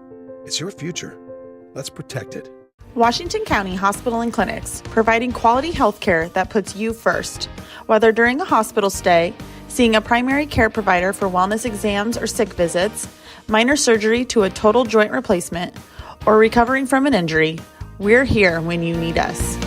More than you expect for your health care. Washington County Hospital and Clinics. Hills Bank is a bank of people. who are willing to go the extra mile. We find sincere ways to connect with those we serve. Hills Bank is banking on human connections. The Connie and Amanda team is dedicated to giving back to our community by actively engaging with our clients, businesses, and the public. When it comes to helping you find your next home, investment, or commercial space, the Connie and Amanda team is here for you. Hey, this is Matthew Roeder, owner of Roeder Epoxy. I'm excited for the opportunity to help you turn your ordinary floors into extraordinary floors. Garages, basements, patios, offices, I'm ready to go to work for you. Roeder Epoxy and online at roederepoxy.com. Fairway's the place to be all season long for your grocery needs. Drive through the lane for the snacks and drinks you need to keep you in the game, and don't forget to grab a meal for a post-game feast. Make Fairway your home field advantage. In the heart of rural Iowa, where community matters most, the connections we make are made to last. Meet KCTC, your hometown internet, phone, and TV provider. At KCTC, we're not just about technology, we're about people. Our dedicated team are your neighbors, committed to bringing you top-tier services right where you live. We believe in giving back to the community that raised us. Experience the power of a real connection with KCTC. Join us in building a stronger, more connected Southeast Iowa. At Seafirst Credit Union, we're all about making connections, like how we connect you to that dream vacation with a savings account designed to help get you on the flight there. Connect with Seafirst today and see why together is better. Introducing Hy-Vee Market Grill, where every meal is a delight. Start your day with our mouthwatering breakfast options and savor flavorful lunches with friends and family. Cap off your day with our delectable dinners. Hy-Vee Market Grill, where every moment is delicious. Welcome on into the Mitch King Farm Bureau Financial Services postgame show. It's Bloodhounds dominated the Demons in this one. Brady, what did the Bloodhounds do that was so successful? They got out the gate fast, and fast might even be an understatement. Hitting 2 threes right out of the gate to start a game, take a 6-0 lead. That's getting out the gate lightning fast. And after that, it was hard for the Demons to keep up with the size of the Bloodhounds. The size really caused a lot of issues both on the boards, and that translated to foul issues as well. And the Bloodhounds were able to take advantage at the free throw line with some and-one opportunities. And that first half deficit that the Demons ended up falling into, that hole there, was really just too much for them to dig their way out of in the second half. Even though they played much better there in the second half and down the stretch, it was just too much to overcome. The Bloodhound offense went off, 3 players scoring well into double digits. But for the Demons, you see Shepard, he kind of had his breakout game, 13 points. What did you like from him? He was all over the place. It was defense. It was the little things, getting his hands on the ball, forcing jump ball situations. And then when he got a chance to shoot the ball, he hit it. He had a pull-up jumper on the left side. He had a couple layups as well. So he was just all over the place, scoring when he needed to score, doing everything else when he needed to. He tried to light that spark there for the Demons both in the first half and the second half, and did get the Demons rolling a little bit. Just a little too little there at the end, just a little bit too big of a deficit for the Demons to overcome. Logan McDowell as well, scoring in the double digits, 13 points. A couple of big shots there, along with Shepard that got them on a little run, starting to come back in the fourth quarter. What did you like from McDowell today? Yeah, McDowell had a stretch there where he reeled in a long pass, and he hit a little fake pass, drove down the baseline, got up for a reverse lay, and drew the and-one opportunity there. Just a great play, and then he followed it up with a 3. So what I liked from him in the first half, he settled a little bit for 3, it looked like. He didn't give himself a chance to get rolling, to get in a bit of a rhythm there by attacking the basket. But coming out in the second half, he really drove to the rim, attacked the basket early, and that set up the 3s that he hit later. So when he's able to get to the basket and get in a bit of a rhythm, it opens up everything else. Yeah, and their rhythm never really got going until the second half.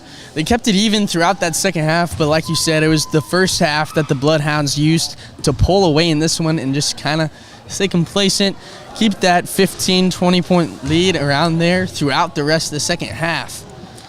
Yeah, and the Demons, they had only 12 points at halftime, so, they really were able to score the ball there in the second half. They would have been, if you take their second half total and put it on pace, they would have been on pace to score more than they do on average all season. So their second half was extremely successful offensively, and defensively they just weren't able to get enough stops to continue and really make the comeback effort happen. But offensively, they did wake up there in the second half and started to do some really nice things.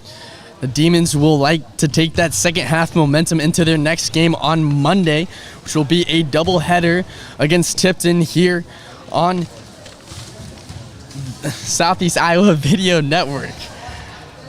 It'll start at 6 with the pregame show set to start 10 minutes before at 5:50. We hope to see you then, and that will conclude our post-game show. I'm Joel Keller here with Brady Barron and the rest of the crew. I'd like to thank you for tuning in. And that will end the Mitch King Farm Bureau Financial Services post-game show. And have a good night.